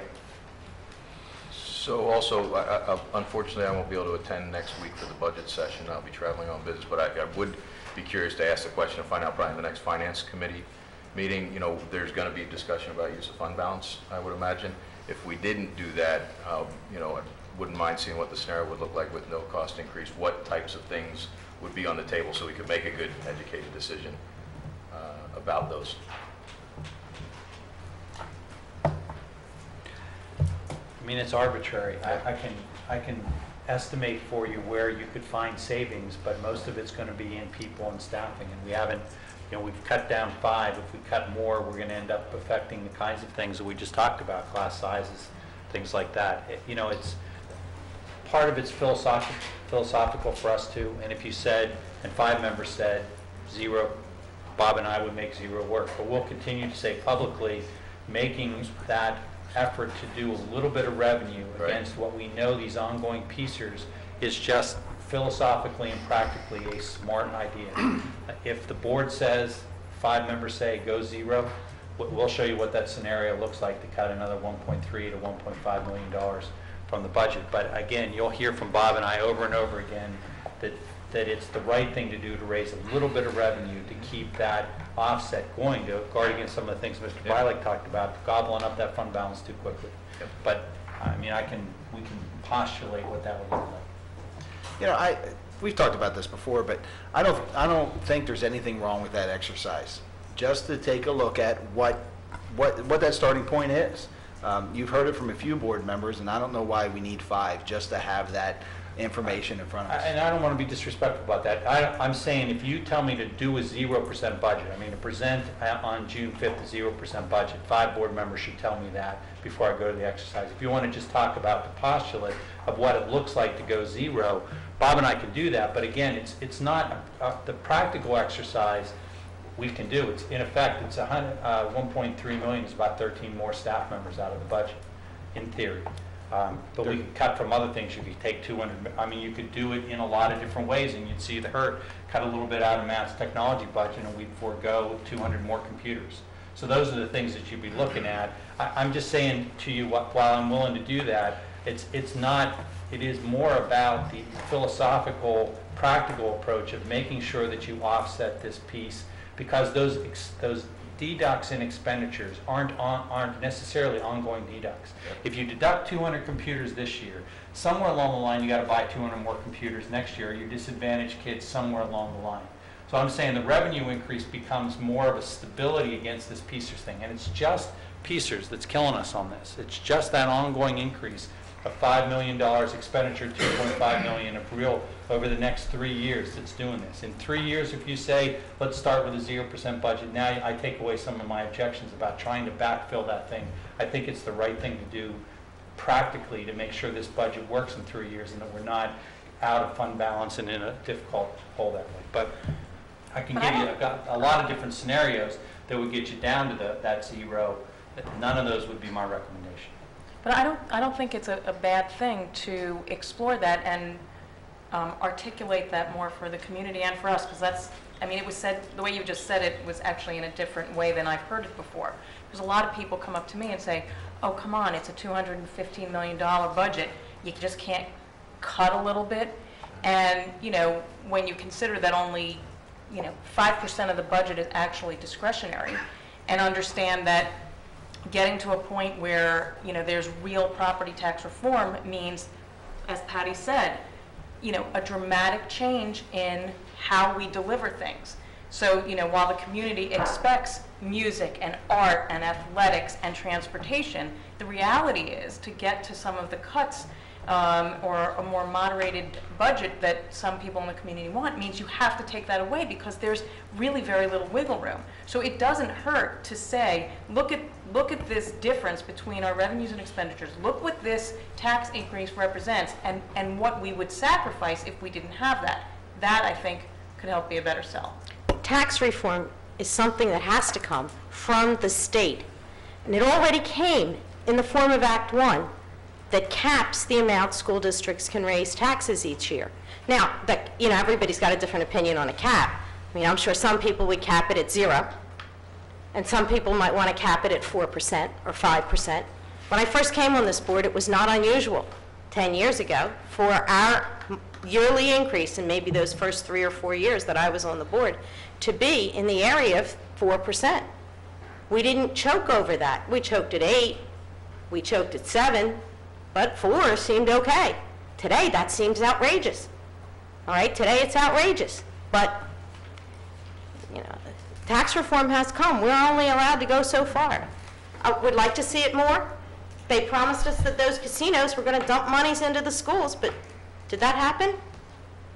They promised us, a lot of things, but they've given us tons of regulation. Yeah, I think for me it's about justifying what we do, and this is getting to the right level of conversation. We bring those things out, and we do the best for the district. But I also think that after having cut buses, library hours, which we ended up putting some back, all those positions and everything, I think there's nothing wrong with the exercise, nothing wrong with seeing the information. But for me, if we're going to talk about reducing what's been recommended, I'm not saying, Mr. Klein, I want to reduce programming. I'm saying I want to look to the fund balance. So I'm just clarifying my personal position among the board members. I'm not advocating, I know we can have a long debate on this, Patty, which is we probably shouldn't have tonight, but I'm just, because I spoke earlier about it, my position is not to reduce 200 less computers and 4 teachers and 10. I'm not personally advocating. Again, nothing wrong with the information, and I certainly believe it helps the community understand that. But I think the secondary thing is, okay, you don't want to cut those things, then you have to evaluate how much fund balance and how much risk, and its recurring revenue and all the long-term implications, and then that's another debate. So for me, there's two parts of this. And then there's 9 of us. And then there's 9 of us. We'll be here for hours. Patty's right. I think that brings it up. Patty's right. We had some years of 4%. We had some years larger than 4%. We also had a number of years of 0%. We did. And the reason we could have 0% was because when you had 0, you took money from fund balance, because the next year, no matter what happened, you didn't have the 2.1% increase. One of the other reasons, Jerry, is this, I'll let you that for 10 years, we did not, as a district, Maintain contribute to the pension fund. You're right. In the early, in So, the early for 10 years, 2000s, the pension fund was not funded by anybody Right. but the teachers. So that was, again, That that was not saved us some money. that was not the choice of the district, again, that came to us. So there are 2 points. One was having a 0 in the past was possible because you could make it up.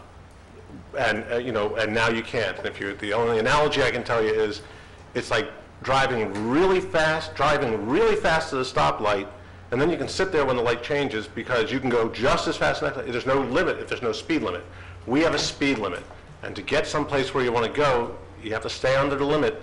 And if you go too slow and you stop, you'll never catch back up to the traffic because you just can't. It just gets ahead of you. The second thing, and I guess Denise, Mrs. Brooks, the issue that I often hear, and people do come up and they say, well, it's only 0.2% or it's only 1%. And I am reminded of the Merchant of Venice, where the deal was made and it was only a pound of flesh. But where do you take the pound of flesh from someone? And I think there's a lot of, for the English majors, I think there's a lot of use in that analogy, which is we did a lot of the cutting. There was a comment made about long-term planning. Long-term planning, when you start now and you look forward, yeah, you may say, gee, there isn't long-term planning. When you start 8 years ago, you start 7 years ago, you start 5 years ago, and you look at what the budgets have been, while it may not be an explicit long-term plan, part of developing the budget is to provide the administration thematic direction. What do you want to do? And Patty spoke to that when she says you can't come in now at the final moment and change the process and say, do this. If you want to get a different result, you have to start when you start baking. You can't come in at the end and say, I didn't want a souffle, I wanted a cake. You have to start making the souffle at the beginning to get to the end. Well, that's what I meant about the 1,000 PSERS analogies, planning. no charge. The PSERS planning, the building planning. All right, are there any other comments at this time? We'll move on to our agenda. I just want to follow up on something a couple of people said, and I think that, first of all, we're in a very fortunate position to be looking at a recommendation under 1% from the administration, and to be talking about fund balances that are close to $30 million, so we should not just gloss over that. But what I think for myself and for the folks that I talk to in the community, I don't think that there's an expectation of 0 tax increases. I think, to discuss what Andy had mentioned, I think for me and most of the community, they want to make sure that we've done absolutely everything that we can to look at the budget and to make sure that every expenditure is necessary to keep the level of education that we're offering to our children. And I think it's that simple. Again, we're very fortunate. We just have to make sure that we're doing everything we can. If we're going to raise $1 of tax, let's make sure it's absolutely necessary. Agreed. Okay, everybody good? All right, thank you, Mr. Reinhardt. We appreciate your hard work, and we will see you Wednesday night in this room at 6:30. Will it be televised? As of right now, we were not planning on televising, but if you tell me that that's a good idea, it'll cost us a little bit more money, but we can televise it. The budget meeting? Yeah. It costs money, we don't usually, so. Board? Yes. I think it should be televised. Okay. Make it so, Mr. Frederickson. Hope you're not busy Wednesday night.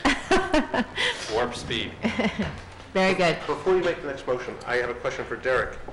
On the next motion, beyond the first sentence, the rest of it seems to be narrative. It certainly does. So is that, the rest of that necessary as part of the motion? It's not necessary, but it's also not restrictive. Fatally effective. This is the form it's been taken in the past. Doesn't mean it was right, that's what I know.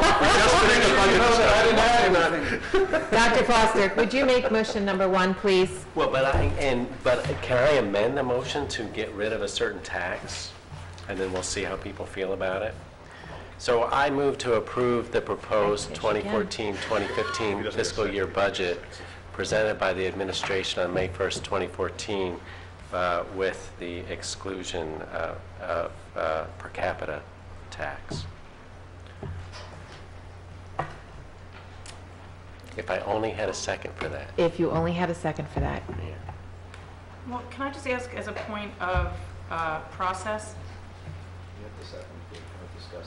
Go ahead. I'll second it so that we can have a discussion on it. So as a point of process, You can actually ask a point of process in the middle. Actually, it's a point of parliamentary procedure. Yeah, go ahead, either way. Doesn't need a Go second. ahead. No, I'm Mrs. meaning Fox. relative to the budget. So,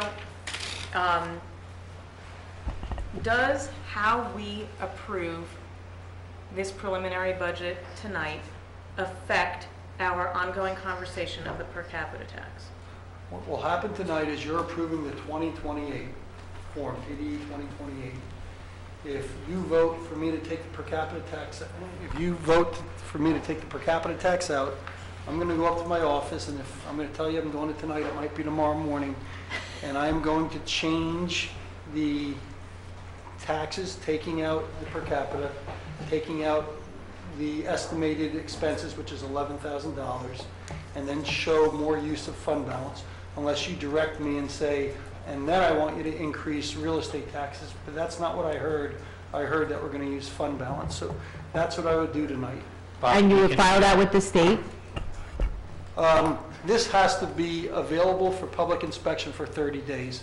Does it change, I think, Mrs. Brooks, am I You can wrong? do You it want to at know what any we can point do in time. June? Is your question I want to is- know, I would like It's to not going to keep, affect what we do in June. well, I would like to be able to keep the discussion of the per capita tax on the table. Yes. So I want to understand Right. what format the preliminary budget has to look like tonight for our approval to keep that conversation going. Derek's going to speak because there are I'm a requirements. little worried about you changing what everybody's voting for and looking at later on tonight and submitting that to the state as what was approved by the vote of whatever it is who approves it tonight. I can sit So here and I- do it. I think that's probably a good idea. You know, But to answer your question, by approving a preliminary budget that has certain tax things in it, you are not foreclosing discussion about changing the revenue side or the expenditure side of the budget. That you don't foreclose. But Derek, to your point, anytime we put an agenda out and items out for discussion and vote, we can amend them or change them and vote on that. So I'm not understanding why you're saying we can't amend this. But Between this is now- a document that's submitted to the state as what you have as directors approved. Yeah. I'm sorry, can you read back that motion? Okay. So, I don't even know what the best motion Well, is to can be. we ask the secretary to read what you have as the motion? I move to approve the proposed 2014-15 fiscal year budget presented by the administration on May 1st, 2014. Having approved the proposed budget, the Board of School Directors may make revisions. That's not what he said, though. That- No, what he said was with the exception of removing the per capita tax. But then, And that doesn't give him direction about how to make it a balanced budget because he's well, taken. And Can to I that point, which is can I the motion's restate been the made, motion then? I don't, and because we have a second, so now we can discuss it. I'm not in favor of it because I think it's vague. It doesn't mean do we want to raise taxes to do it? Do we Well, want I'll to use amend the fund motion. balance to do it? I am not in favor of it, and when we met as a finance committee, we had generally came to, I thought that there had been lack of direction for support for that, and so that Bob had produced the document he did based on the lack of direction or support for eliminating the per capita tax at the document we were doing tonight. So to have it introduced now, I would suggest that by board policy, this is one of those things that was now added as a change from what we had advertised on our agenda, which includes now the elimination of the per capita tax And I will vote no for it assuredly now, even if I were to consider it later, because I don't think it's appropriate to process. I don't think it's appropriate to what Bob has done, and I don't believe that it puts the district with the right advertisement to the community to discuss this. We just went through a referendum about this type of tax between earned income tax. There was a discussion of per capita tax, and to introduce it now to say, here it is, I think it makes it seem like a foregone conclusion and cheats the community out of their opportunity to discuss it. So Okay, I'll say thank no. you, Mr. Grubb. Would anybody else like to make a comment? So I would like to make a comment. I think that the motion that I made is vague. I would like to amend it. I don't think it gives clear direction. Our solicitor has said it doesn't give clear direction, so I don't think it's a valid motion. Who seconded the motion? Mrs. Brooks. Are you going to accept the change to it? Well, I should know what it is. Well, if she says I won't accept the change, the issue's moot. I'm, in seconding the motion, that was by no means my approval of what was happening. I want to be able to have the conversation. So from what I'm hearing, it sounds to me that the best course of action is to approve the motion as it was posted on our agenda, that the public has seen and that we have before us. But for me personally, I would like to see, as part of the budget forum, a discussion. I do not believe for me, the per capita tax is not, definitively off the table. I would like to have some more conversation about it. So if that can happen with the motion as it stands on our agenda, that is fine with me. So it would be my preference to stick to it that way. So if you do not accept the change to the motion, then we will vote the motion he's got. Mr. Grapp, please give me a minute. Dr. Foster, you made the motion. Right. Do you want to amend it or withdraw it at this point? Well, I would like to amend it, and then also I would love to be able to give my perspective on what we're. So we had a finance meeting where we discussed this. Correct, and Right. I very frankly, I think there is some board appetite for discussion. I don't think at this juncture, for this particular motion, there may be board appetite for it. However, it's your right to your opinion, so I think the way we have discussions is to have motions. Because if we're locked into whatever's presented to us. Okay, so do you want to amend your motion? I Mrs. do. Brooks, are you going to be open to an amendment? Well, we'll see. Or she says no, okay, then go for So it. I move to approve the proposed 2014-2015 fiscal year budget presented by the administration on May 1st, 2014, and as attached as PD Form 2028 on this agenda with the following changes: the elimination of per capita tax and the increase of the use of fund balance in order to balance that elimination. Okay, Mrs. Brooks, will you accept that? I second that for the purpose of just fully developing this conversation. We're open for discussion. Can I just stop for 1 second? Donna, did you even come close to No, getting I was that? going to ask him to write that out for me, and Dr. Foster, would you be willing, as we're talking about it, just write down what you, so the board Absolutely. secretary can record it properly in the thank you, minutes? Mr. Clark. Okay, any other comments? Yes. I strongly would suggest to any board member, if you're going to make a motion, ask that be put on the agenda before the meeting. It's only fair to all of us to be able to consider that. You had every opportunity to ask the board president, and my understanding is the board president, in conference with the administration, would most likely put it on the agenda. I think that's been our protocols. And that way we can consider the motion and come to the board meeting with the ability to study it and discuss it intelligently. But Bill, you're right. We discussed it at the finance meeting, and I'll say the same thing now I'll say then. I would be opposed to the elimination of the per capita tax because of my concern what it would do to the increase in real estate taxes to offset that. And that's like you were saying, that we use the fund balance, which I would be opposed to do to offset it.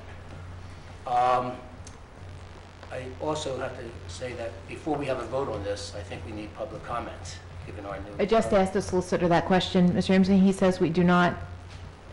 He says it's part of the budget. Oh, I don't want to speak for you. Mr. Reed?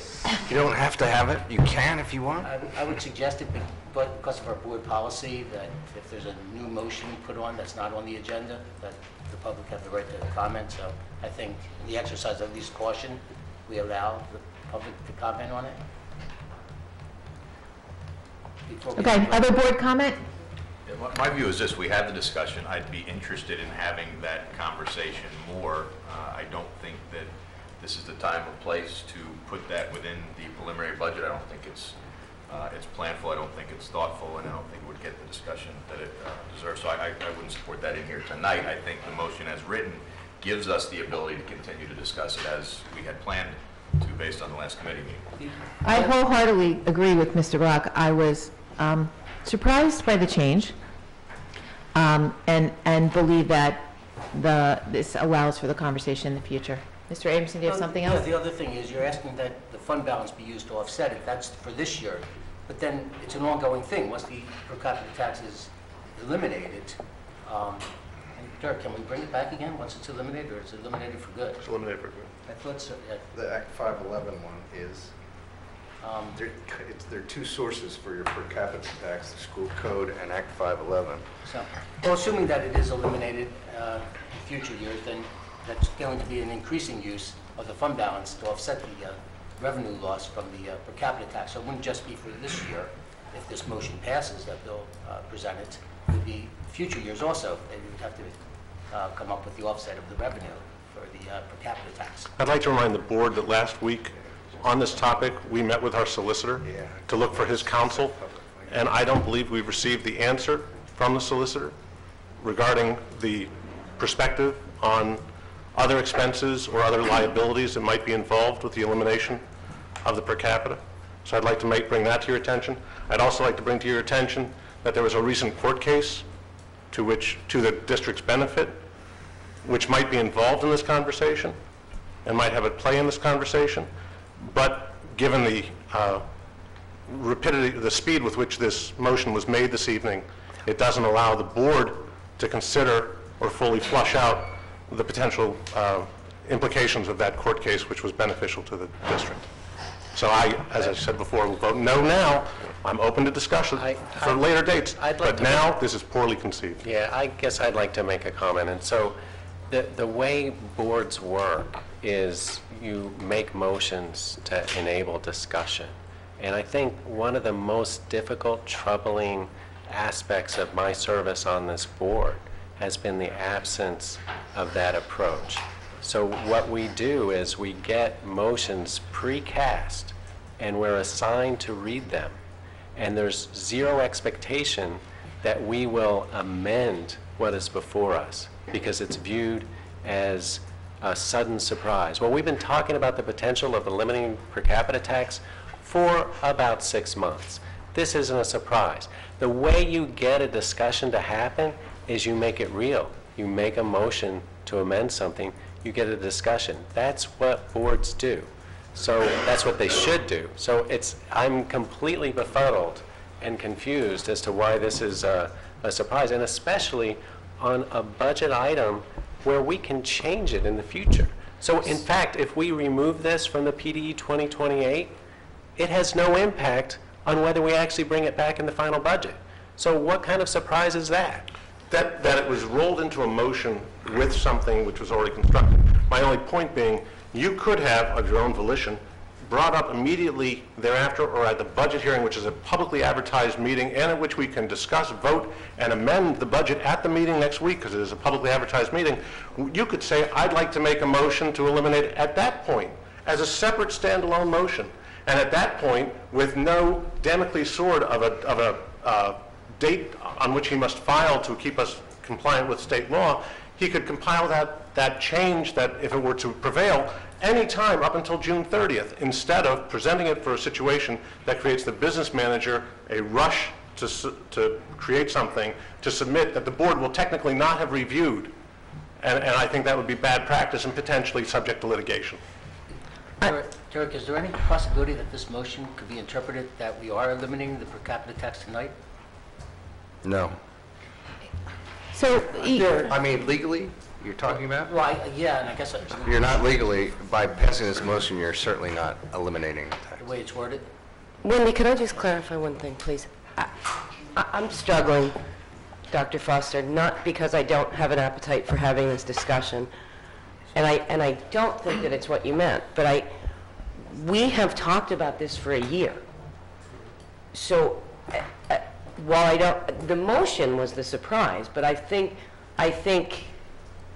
think you meant it. I mean, you can't say that we've not discussed this, that this board has not discussed this, that the referendum didn't happen, that the community didn't vote. We've talked about it for a year.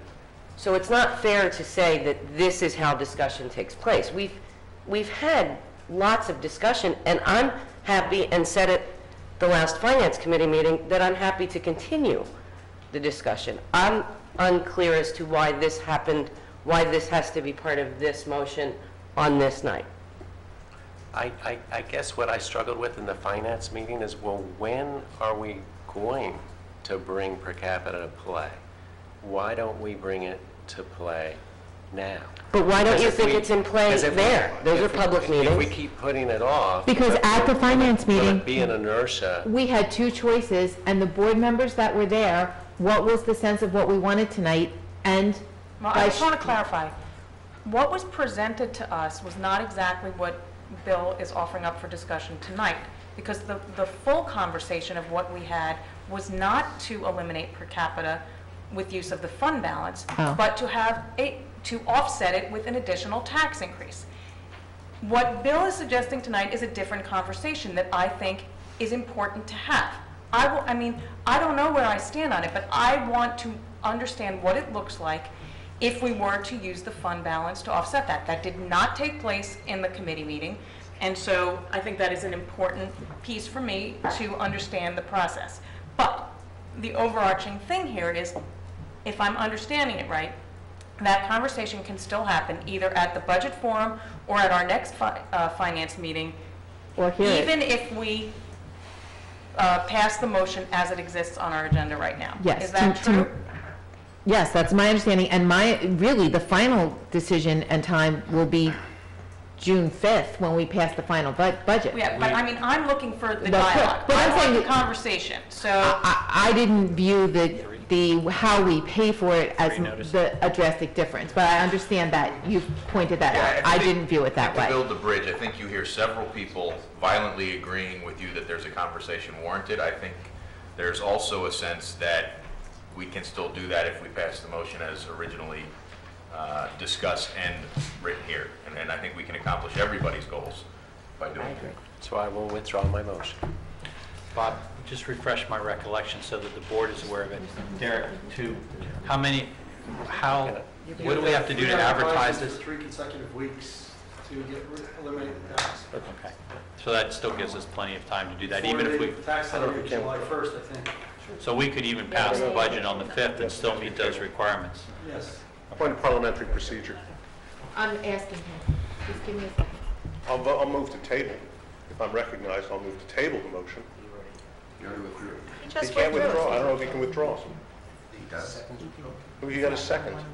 And it's a matter of a tax issue. I want to be very clear about what we do. You need to withdraw your second, Mrs. I Brooks? withdraw my second. There you go. And now what? Would it not be clear to table it without controversy? It's virtually the same thing. Okay. What has just happened is virtually the same thing, Okay. Okay. without a vote. Would you mind reading the motion I have a new as was motion. Reflect that advertised? in the minutes. I have a new motion. And the second, so, I'm sorry, Dr. Foster, just, the motion was withdrawn and the second was withdrawn. That needs to be reflected in the minutes. Okay, my apologies. Keep this on.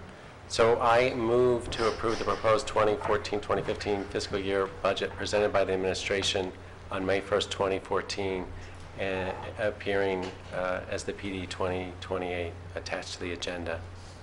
Second. Additional conversation? When will we talk about the elimination? Because I'm fine with talking about it, but I want to make sure Are that, we going to talk about it at the budget forum? okay, Sure. fine. Put it on one of the slides to talk about. At the finance, next finance. To the, Yeah, I think Okay. the substantive conversation is going to happen in finance because the budget form is really more to present the That's what I preliminary thought. budget. That's why I was asking. Component parts. Well, that's why I just want to have it so We that can the have public both. will know it's I on would this just like to discussion. have public comment on that too, so Sure. it's probably, So put it as a bullet point, so we hear public comment at the budget forum, and then this board will discuss it at the finance meeting, which will be May, June. 24th? I When's our have the date. next public 23rd? board meeting? Because that would be the May easiest, 15th. safest way to 22nd. do it. When? May 15th is the next. Why don't we public just do board. it at that one, if it's all right with everybody? That Could, way we don't have to worry about. excellent idea. But could I say that, could we just have like an executive session real quickly? Now? Right now, before you Okay. do anything further, so I can explain one other feature here, which has potential litigation consequences Okay. with Adjourn respect to your executive. scheduling of and determining this issue, okay? Which I'm not sure all of you are aware of, okay?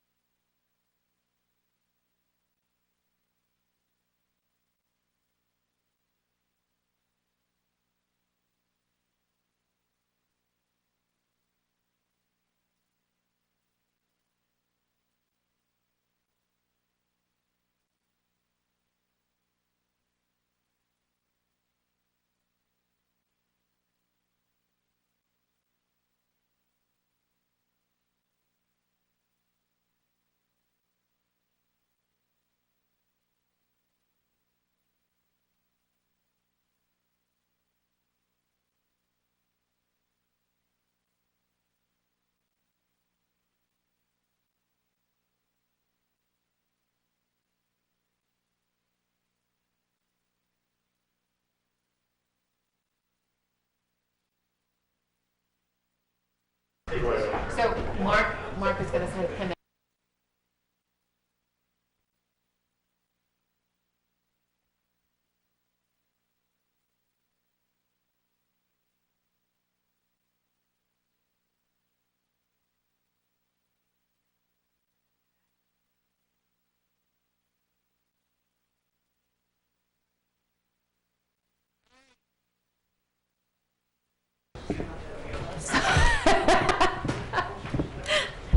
Come on, John, you've been here later than this.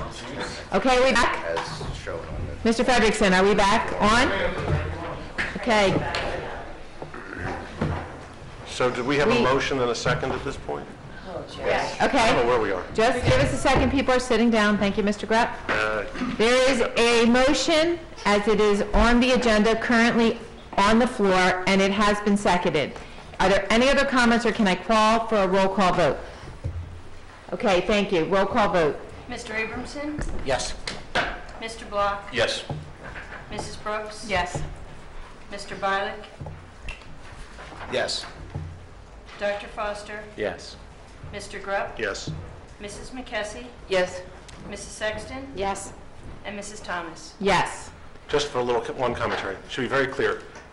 This is now the board's, as Wendy said earlier, it's now the board's goal to deal with the rest of the changes. I appreciate the services of Mark and Bob in hosting it, and the rest of the team hosting it to this distance, and now it becomes the cuts or changes are the boards and what we dictate. Good, thank you. Additionally, after executive session, I'd like to be clear that we will have an item for discussion on our May 15th board meeting about the per capita tax. It will also be discussed at the budget meeting next week, but this board will then follow up with a discussion on May 15th. Can I make one recommendation? You would be surprised. On the May 15th meeting, I would counsel that we might consider putting the motion up to eliminate it, and that allows us to have advertised it as that if we decide to make the motion, rather than just a discussion item. Fine, and to the point earlier, Dr. Foster, if you'd like me to send a suggested motion, that would be fine. Okay, thanks. Okay, everybody moving on? Okay, hopefully this will go a little easier, but Mr. Bialik, could you read item number 2? Certainly. I move to authorize the expenditures of the Middle Bucks Institute of Technology General Program for the period July 1, 2014 to June 30th, 2015, as set forth in the submitted budget proposal as contained in the attachment to this agenda. Second. Mr. Reinhardt, just a quick overview. Yep. You are approving a budget that includes contributions to the Middle Bucksville Tech of $1,203,674. It's actually a reduction from last year of $58,297. In addition, there is debt service that we will be paying for their bonds of $476,044, which is an increase of $3,778. Mr. Bialik, I have a comments? comment. So as a representative to the Middle Bucks Institute of Technology, I have to tell you that I voted against this budget. One of the reasons was there is an increase in the administrators' salaries that I thought was not in line with the surrounding school districts. I just wanted to make that comment. Just a point of clarification, just observation. This is the third successive year that the Council Rock contribution has gone down within this budget.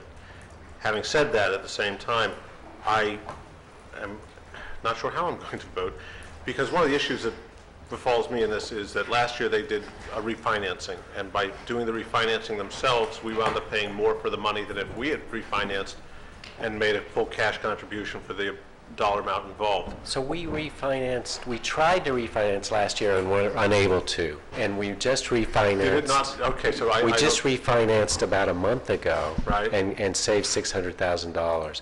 Now, that's a separate entity.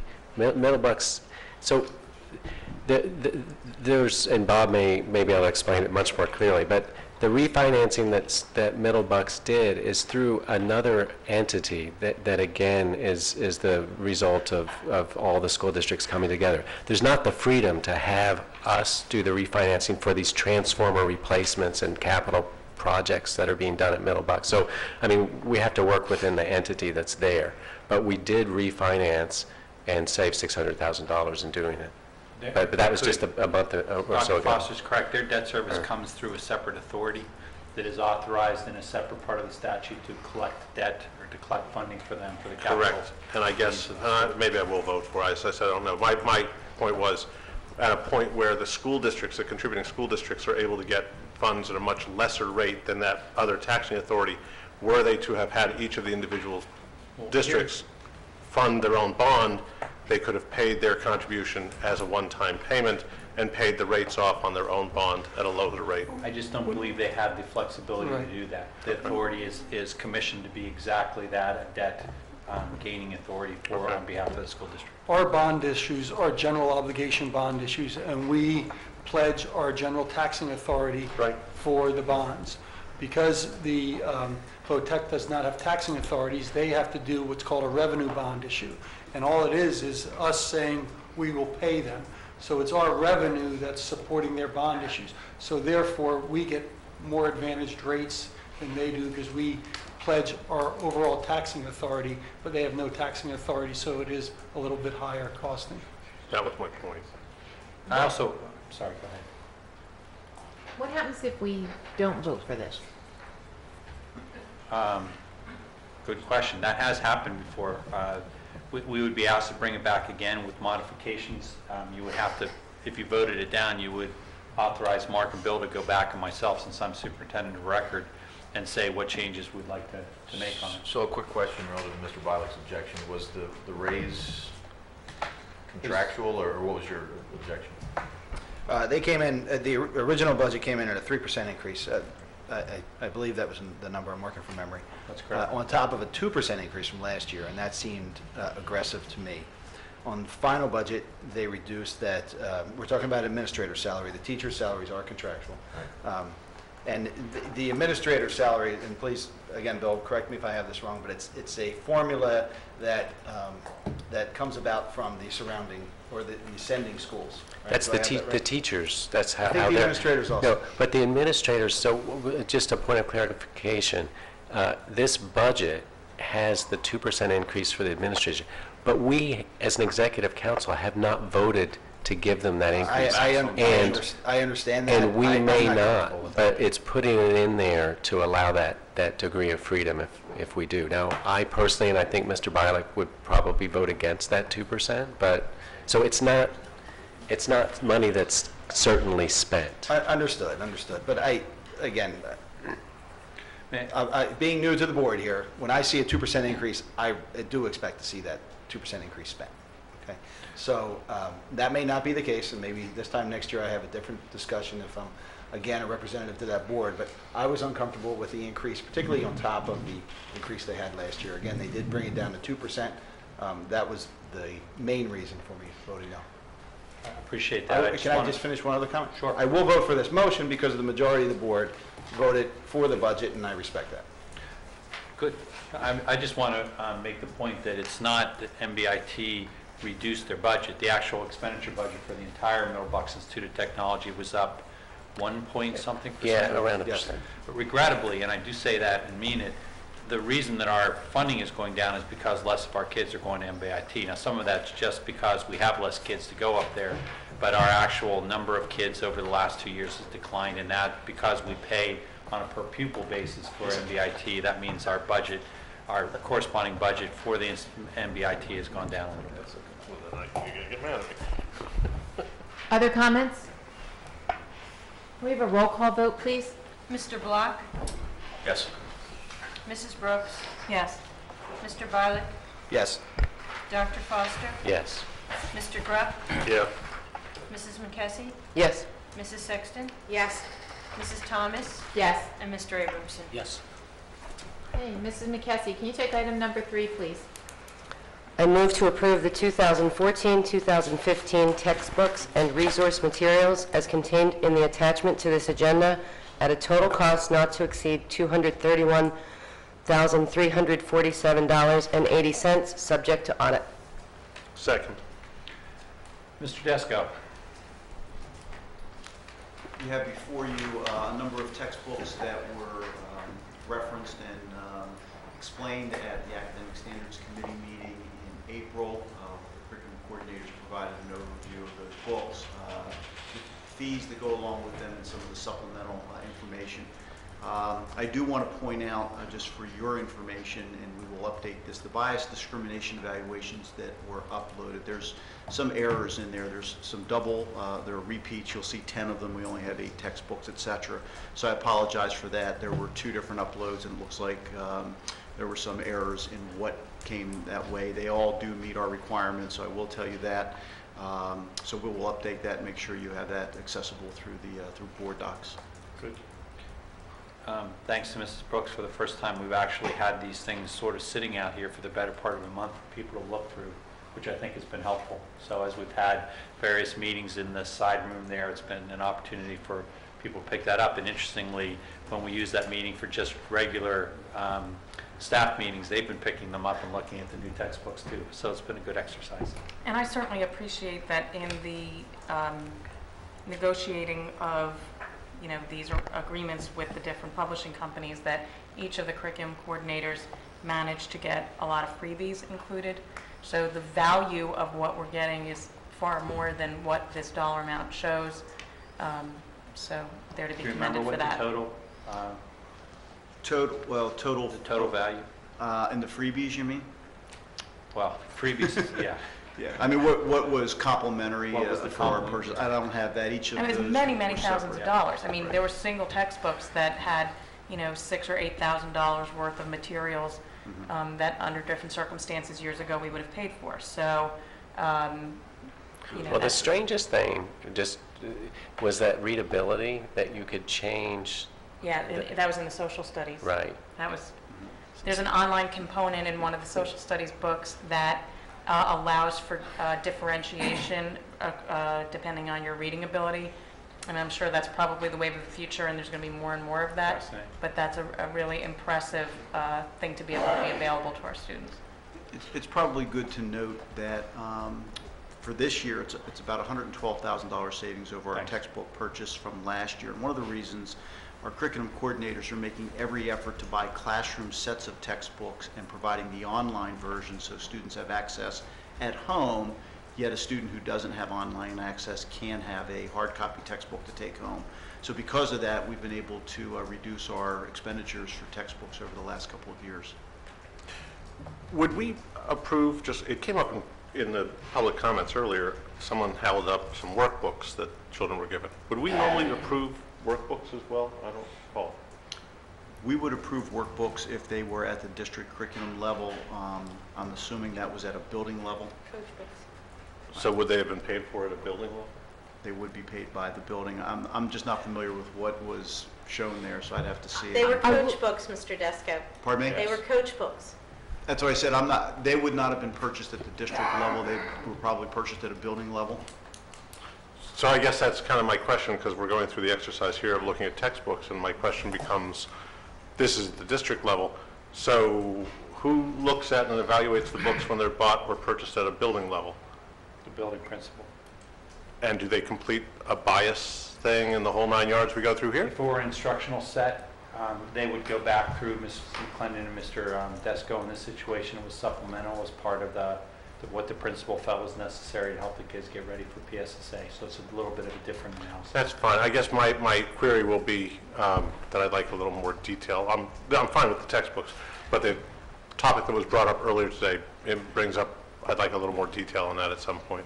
If I have my way, they won't get purchased again, but well, then maybe I'm satisfied, but I'd like to know a little more detail about Because that. I was going to go into questioning how much time out of the curriculum is spent on test prep. Mark, I think you hear a little bit of a sentiment from the board. If you'd give us, the board, a little bit of update, if you think it's appropriate, about the background on that type of thing, that would be great.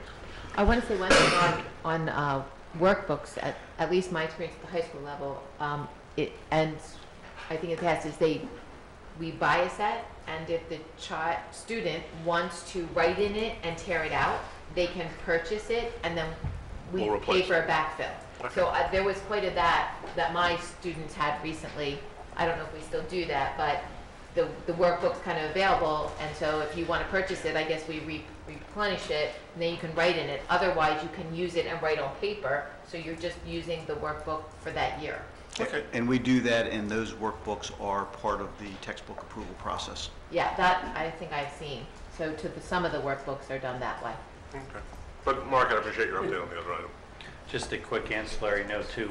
Mrs. McClendon would be here to also speak to the textbooks, but she is with our librarians in Harrisburg receiving the State Library Award. Nice. So Mr. Taylor is ably filling in for her this evening. So you're going to follow up on those workbooks, are you, Mr. Yeah. Taylor? Joy will be painting the lines They'll on be used the for deal. drywall. Okay, can we have a roll call vote, please? Mrs. Brooks? Yes. Mr. Bialik? Yes. Dr. Foster? Yes. Mr. Grupp? Yes. Mrs. McCarthy stepped out? Yes. Mrs. Sexton? Yes. Mrs. Thomas? Yes. Mr. Abramson? Yes. And Mr. Block? Yes. Okay, Mr. Abramson, can you take item number 4, and unless someone objects, can you take both motions, please? Sure. I move to award... Yeah. You object? Yeah, the student handbook, yes. Okay, so I'll do can you it. take the first item, please? I move to award student handbook bid number 14-23 to Premier Agendas at a total cost not to exceed $17,439, subject to audit. I need a second. Second. Thank you, Mr. Riley. Conversation? The number is wrong there. The 17,000 should be 38,439. Right, that was just for 1 year. I'm sorry, what was that again? Oh, in the motion. It should be at 38,439. That's not my issue. My issue is... Okay, before we have your Make issue, it can right we, then. Mr. Abramson, can you amend your motion, please? Wait a second. I'm looking at the summary of bids for this. I just want to make sure. For the total amount, 38,439. Wait a second. Give me a second here.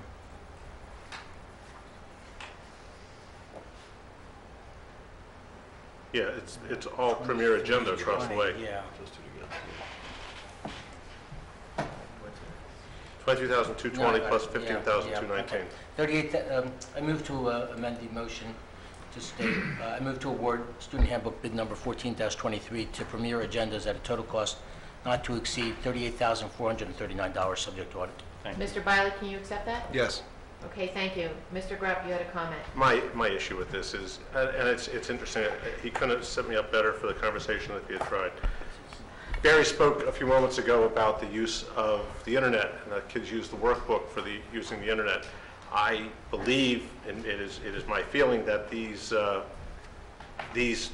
books that we give the students, the student handbooks, yes, they do publish certain rules and regulations about the district, but they are, if I'm not mistaken, also much of a, I don't want to say an appointment book, but a planner.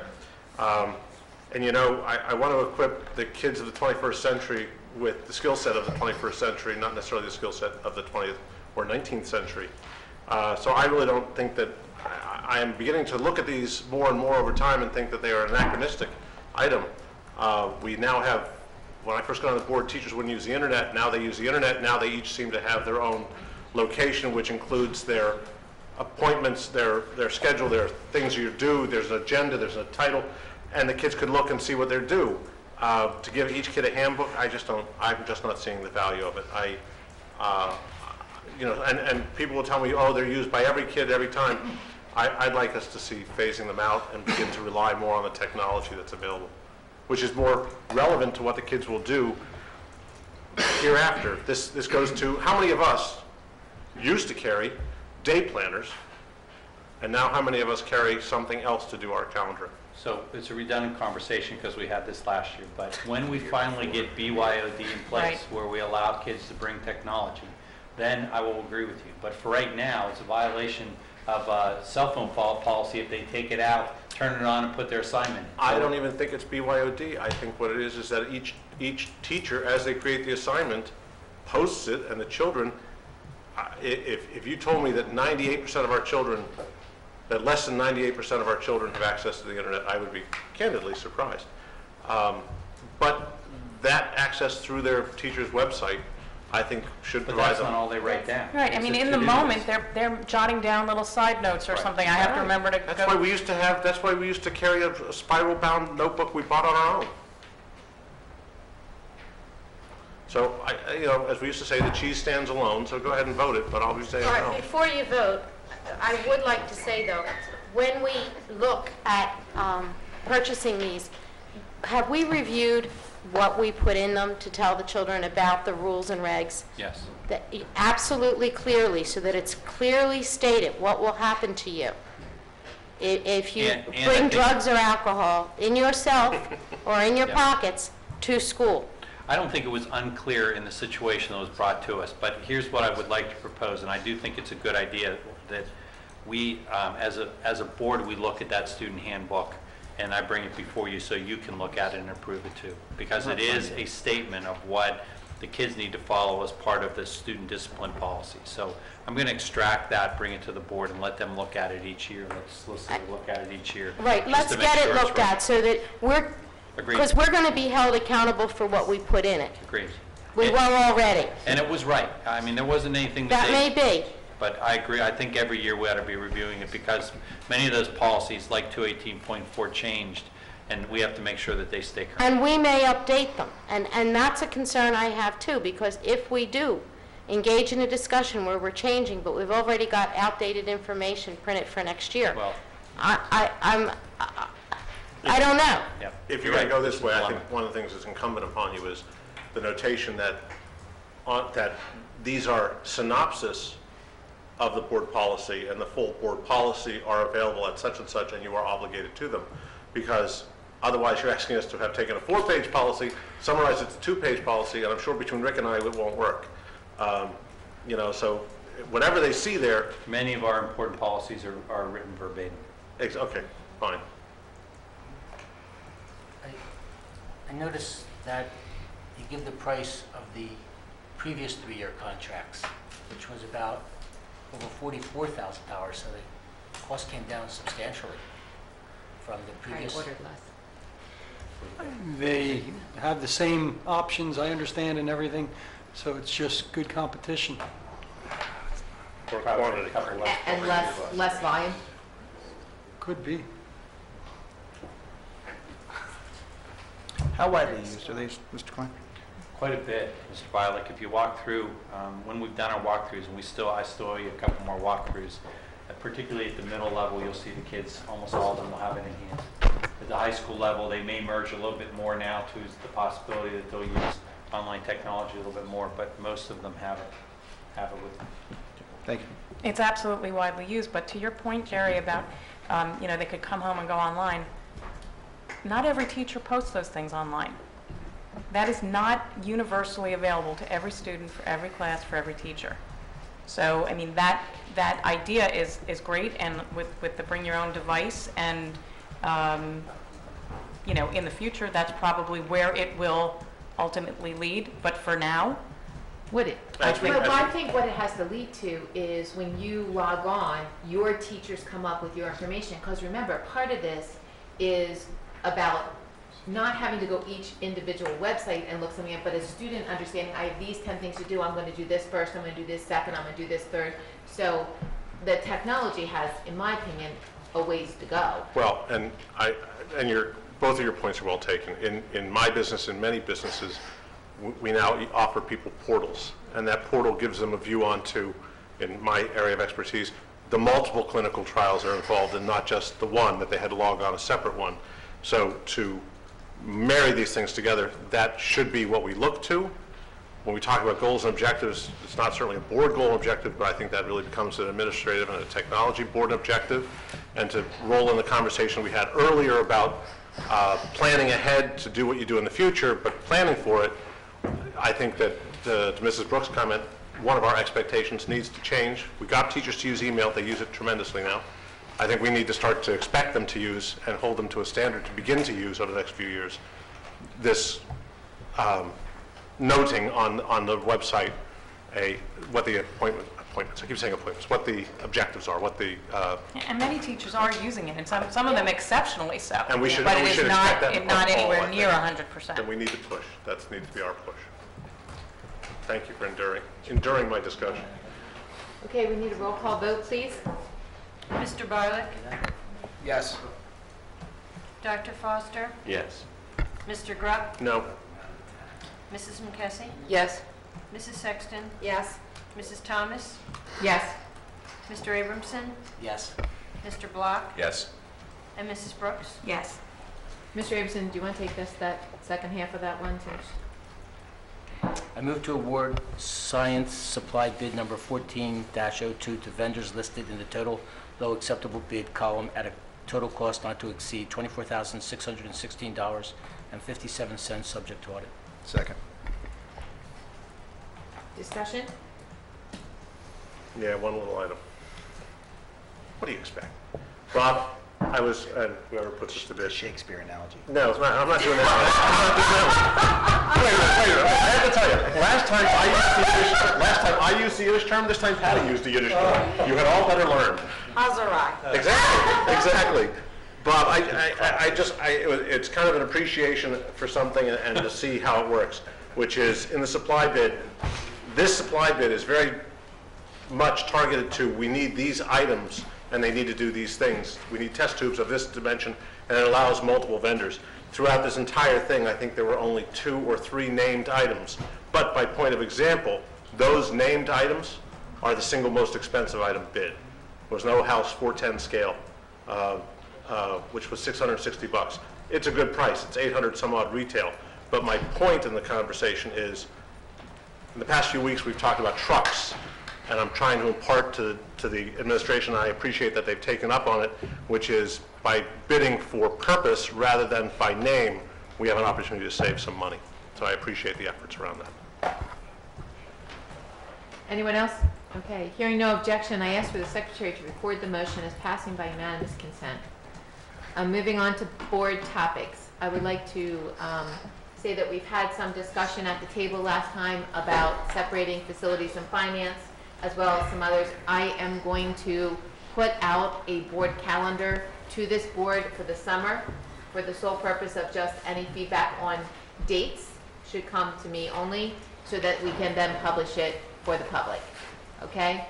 But it does involve a great deal more Thursday nights, in fact, virtually every Thursday night for the summer. So all of us are probably gonna miss at some point or other, but if we wanna have all these discussions, it allows for discussions on a number of topics that we've talked about having. So I'm going to float it individually to you.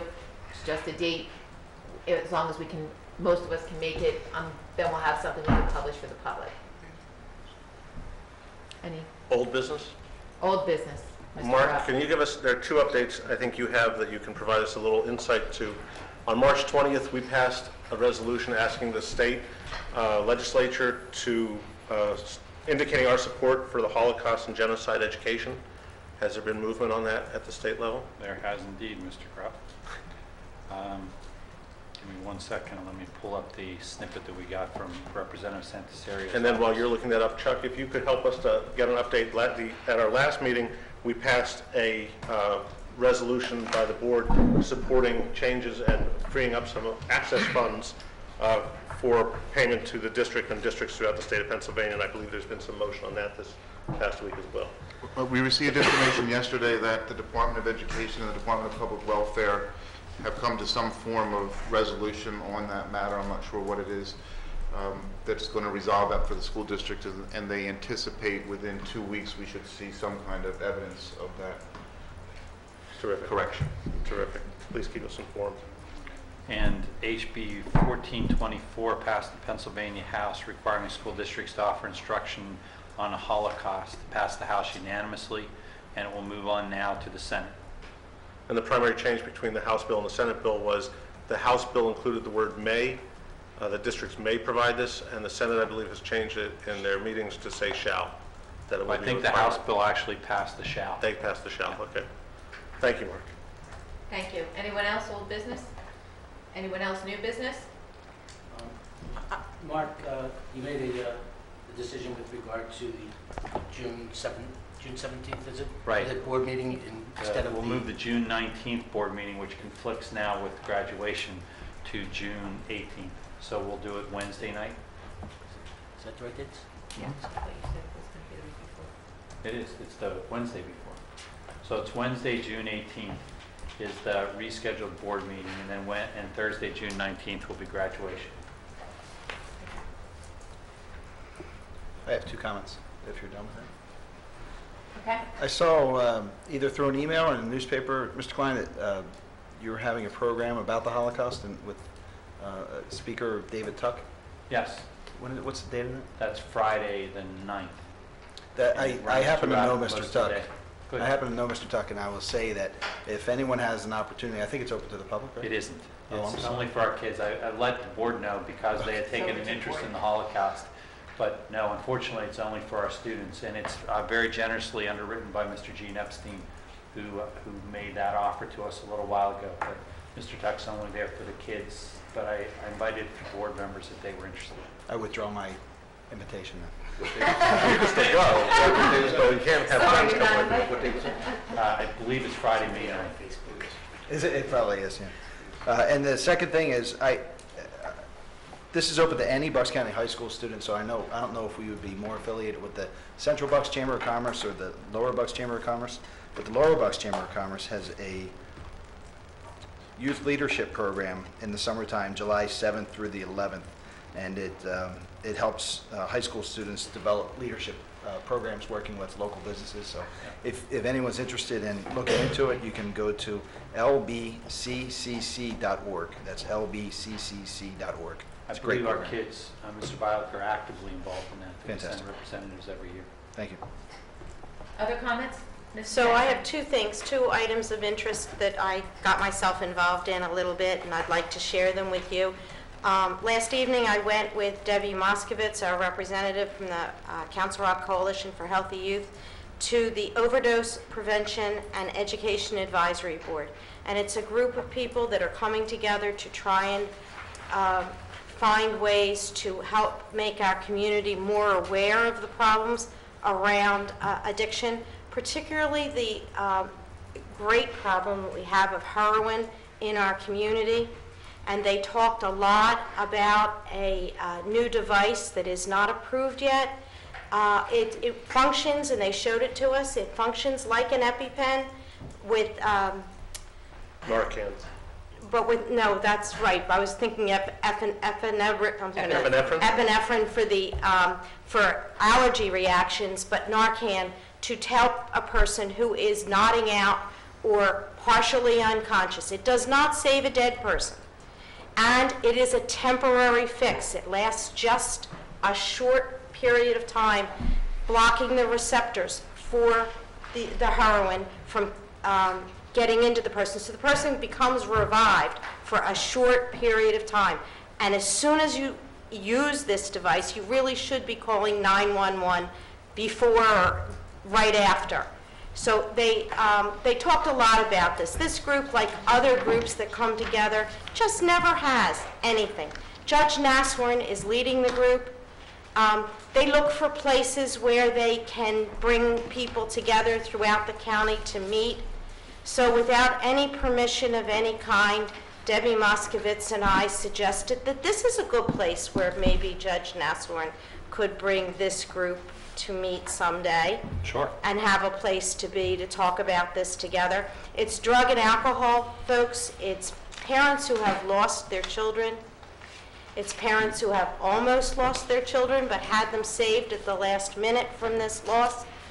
A lot of good people, but they need some support in the community. And what Judge Nasworn said to me was, you know, it's most important just to get the word out that we're trying to do things. And one of the things they're talking about is, you know, that when 2 kids are together, even if they've even if they've been drinking, and one child drinks so much that they become unconscious or fall asleep, there's a tendency upon their friends to just leave them there, not check on them, just leave them, not call 911 because they themselves are afraid. If the police come, I'm going to get in trouble. My parents will be mad at me. If I take any action, there could be a problem for me. That hasn't been resolved apparently in Pennsylvania law, so there's still some ups and downs about that. But they're working on a law, a Good Samaritan law, so that when a person acts to save someone, even though they may have been on the wrong side of the tracks themselves, they'll be dealt with in a way that makes it okay to stand up for somebody that's really sick and not in good shape. we all hope that all of our children would be brave enough to do that for a friend. But it's it's a frightening situation whenever a person is sick. And so that group is a great group. I'm going to continue going. There's a lot to learn. I came back out of it thinking, you know, all of Bucks County is infected with this problem. Council Rock is not immune from it, or any school district. 2 young people died in the fall. We would not have thought that possible, you know, 20 years ago. If you said to me heroin in Council Rock, I just wouldn't have believed such a thing, but it's not like that today. You know, I wondered if this, when they're approved and when it's allowed, you know, maybe it's something our nurses should consider studying, looking into, and maybe keeping supply of here. It's not a lot different than having an AED. If you're going to bring 850 kids into a building for an event, you don't know who all of those people are. The other part to that is too, and now I've lost my train of thought on it. All right, second thing that's happening. Down on Holland Road, next to Holland Elementary, there's a piece of ground. All the time when you drive by it in the winter, nothing is happening. In the fall, you see a little archery, you might see a little of this or that, but mostly nothing's happening. That organization, the YMCA of Lower Bucks, has received a grant of $15,000 from an organization called Kaboom. Kaboom wants to build a playground on that land for the YMCA, but the Y people have to come up with matching funds, and then they have to help get the community involved. Now, it's hard for us because Holland is raising funds to have a playground. One would wonder why we would need 2 playgrounds, but they're for entirely different reasons, and we can't really share them. But the Kaboom playground would be open to anybody all day, all the time, if indeed it gets built. Anybody interested in helping the Y with that could contact me or contact maybe even Mr. Klein. Sure. We need help with that to make it a reality. That's project number 2. All right. Just a quick comment and a thank you to Mr. Taylor, Mr. Harlan. With Election Day coming up and the security entrance construction starting in Soul Finestone, there's been a lot of conversation there.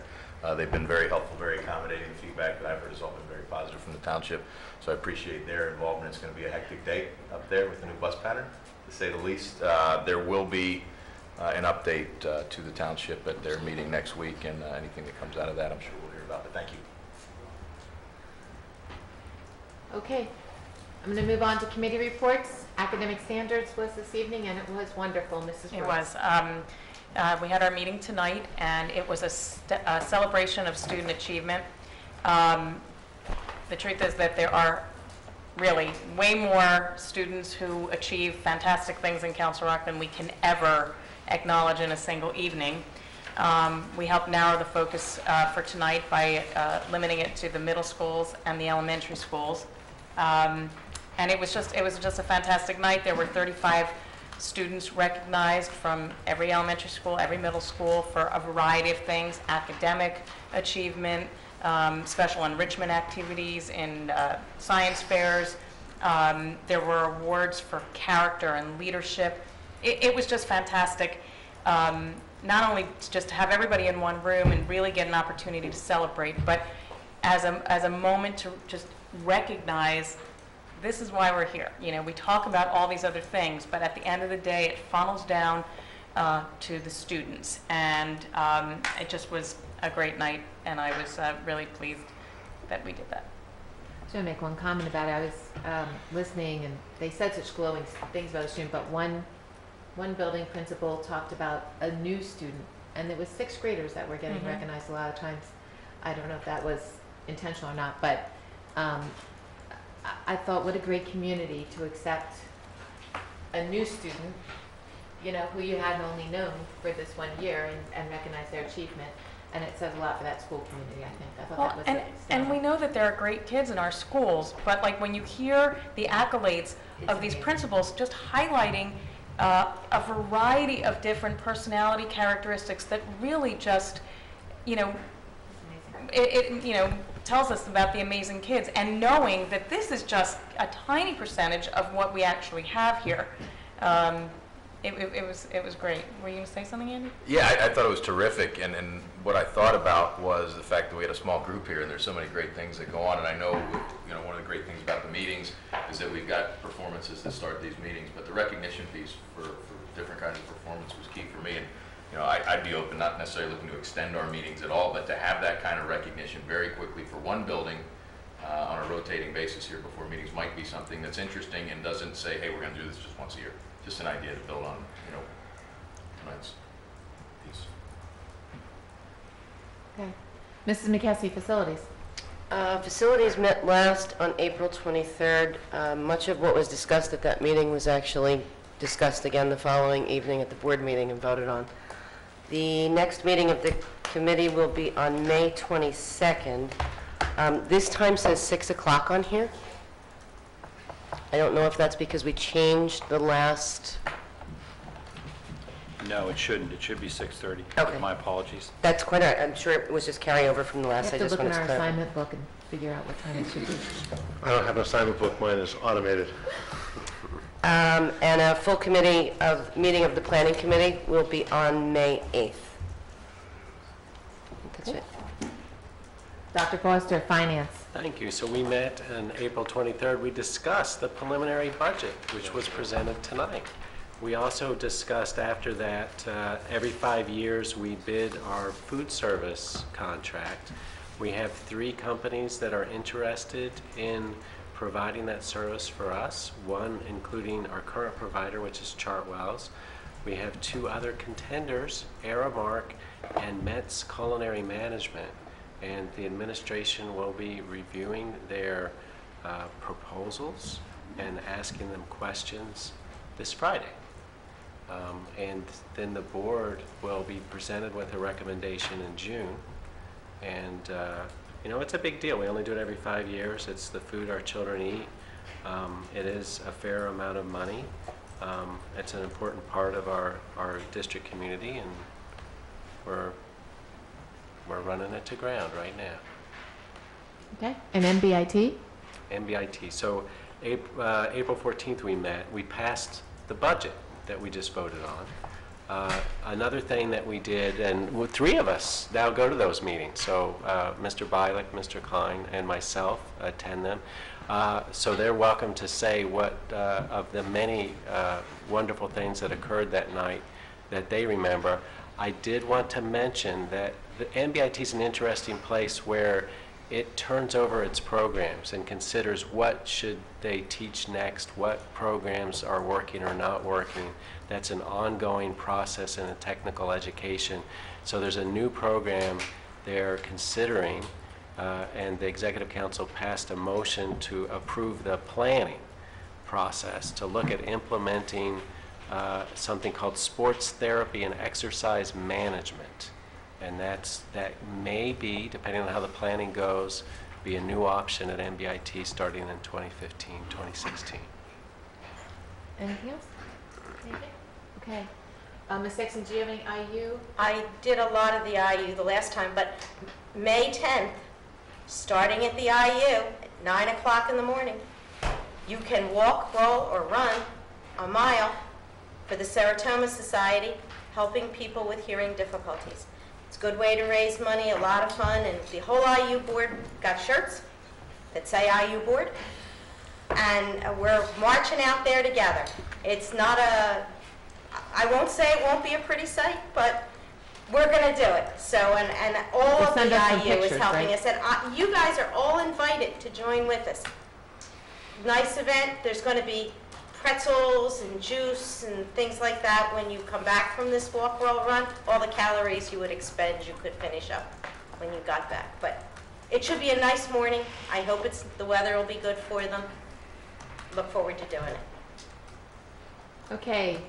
Finally, for those who have waited, thank you. Public comment.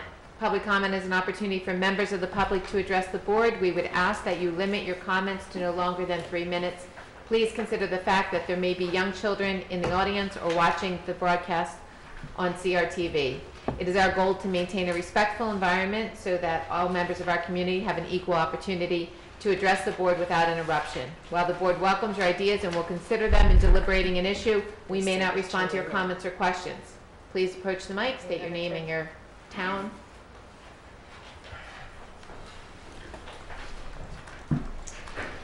John Rashay, Wrightstown Township. I'd like to say good old days. I'm going to say bad old days. I am going to hope that this is an honest error and not deception. Board Policy 620, page 2. The board directs the superintendent to maintain an unreserved, undesignated fund balance in the general fund with a target of 4% of the general fund budget. Last year's budget document on page I-21 states, it is the goal of the district to achieve and maintain an unassigned fund balance in the general fund at fiscal year end of not less than 4% of the following year's budgetary expenditures. Matches the policy. If you turn to page I-21 in this year's budget, it is the goal of the district to achieve and maintain an unassigned fund balance in the general fund at fiscal year end of not less than 5% of the following year's budgetary expenditures. Now, I would say anybody could type a different number. But this is boilerplate stuff. This is copy and paste, which means someone made a decision to deliberately change in an official document that taxpayers are supposed to depend on a statement that goes against the official policy that this board adopted. I find that arrogant. I find it illegal. That's problem number one. John, with my apologies, the policy 620 was changed this year while you were... I looked up policy 620 tonight. Right. It's not reflective on the board policy, but the policy itself was changed by the board this year. I'll make sure that the right policy gets posted. So explain then to me, please, how you have a policy that says, well, we don't want it to be any less than 5%, but the minute it goes over 5%, we can take that money and do other things with it. Basically, you're saying we're always going to be taking money into capital funds, which goes to this whole talk about, well, we have $1 million left over, let's just spend it on summer programs. That's the problem with having too much in your unreserved, undesignated fund balance, because you're always going to find reasons to spend money as opposed to return it to taxpayers. The other point I want to make is the arrogance of some board members in discussing certain topics. So when a taxpayer, a member of the public talks about, well, isn't there a way to cut 1%? It's, well, let's use terms like pound of flesh. And yet when we're talking about, well, we're only increasing the taxes by 1%, that's so little. How can anybody complain? It's 11 cents a day. Well, I'd like to remind board members that there are definitely people in this community who are living on 1 or 2 Social Security checks. They received an increase of 1.5% this year, which amounts for, if there's 2 Social Security checks in the house, that amounts to about $388, which means that $40 increase is saying, of the increase that you 2 pensioners received, in addition to trying to figure out how to pay increased food costs, increased gas costs, increasing other tax costs, we're going to take 10%. That's not a minimal amount to some people in this community. But it's arrogant to say, well, when the taxpayers complain about a percent for the district, somehow we're looking for a pound of flesh. Well, 1% works both ways. You do not need to raise taxes 1 penny. The fund balance is too high.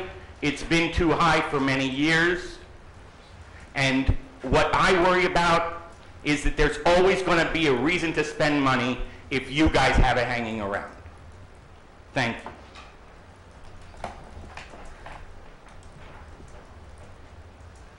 Please approach. Thank you.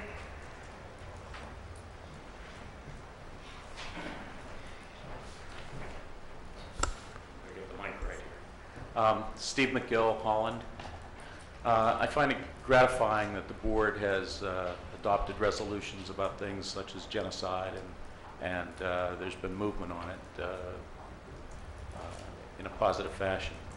I wonder, though, why the board doesn't do the same thing with regard to things like Plan Con, PISSers, access, and other areas that are financial interest to the district.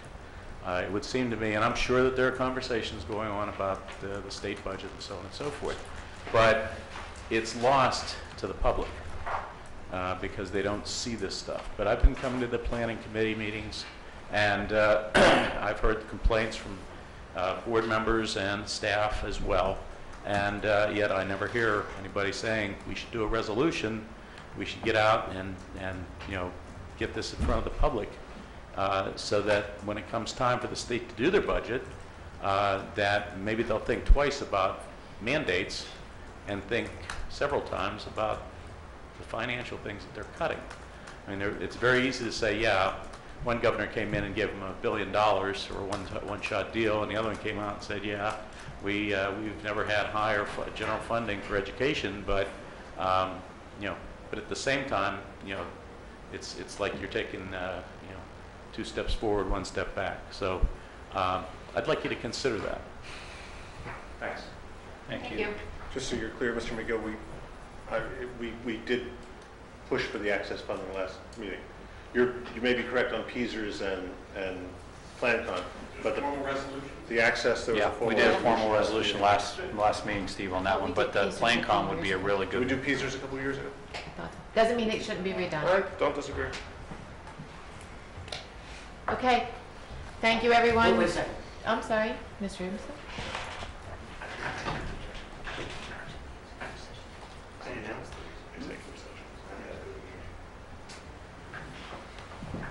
Oh, you did? The one they had before?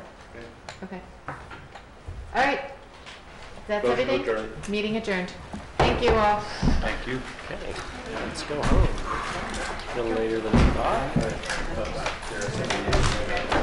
Motion from them, 11 cents.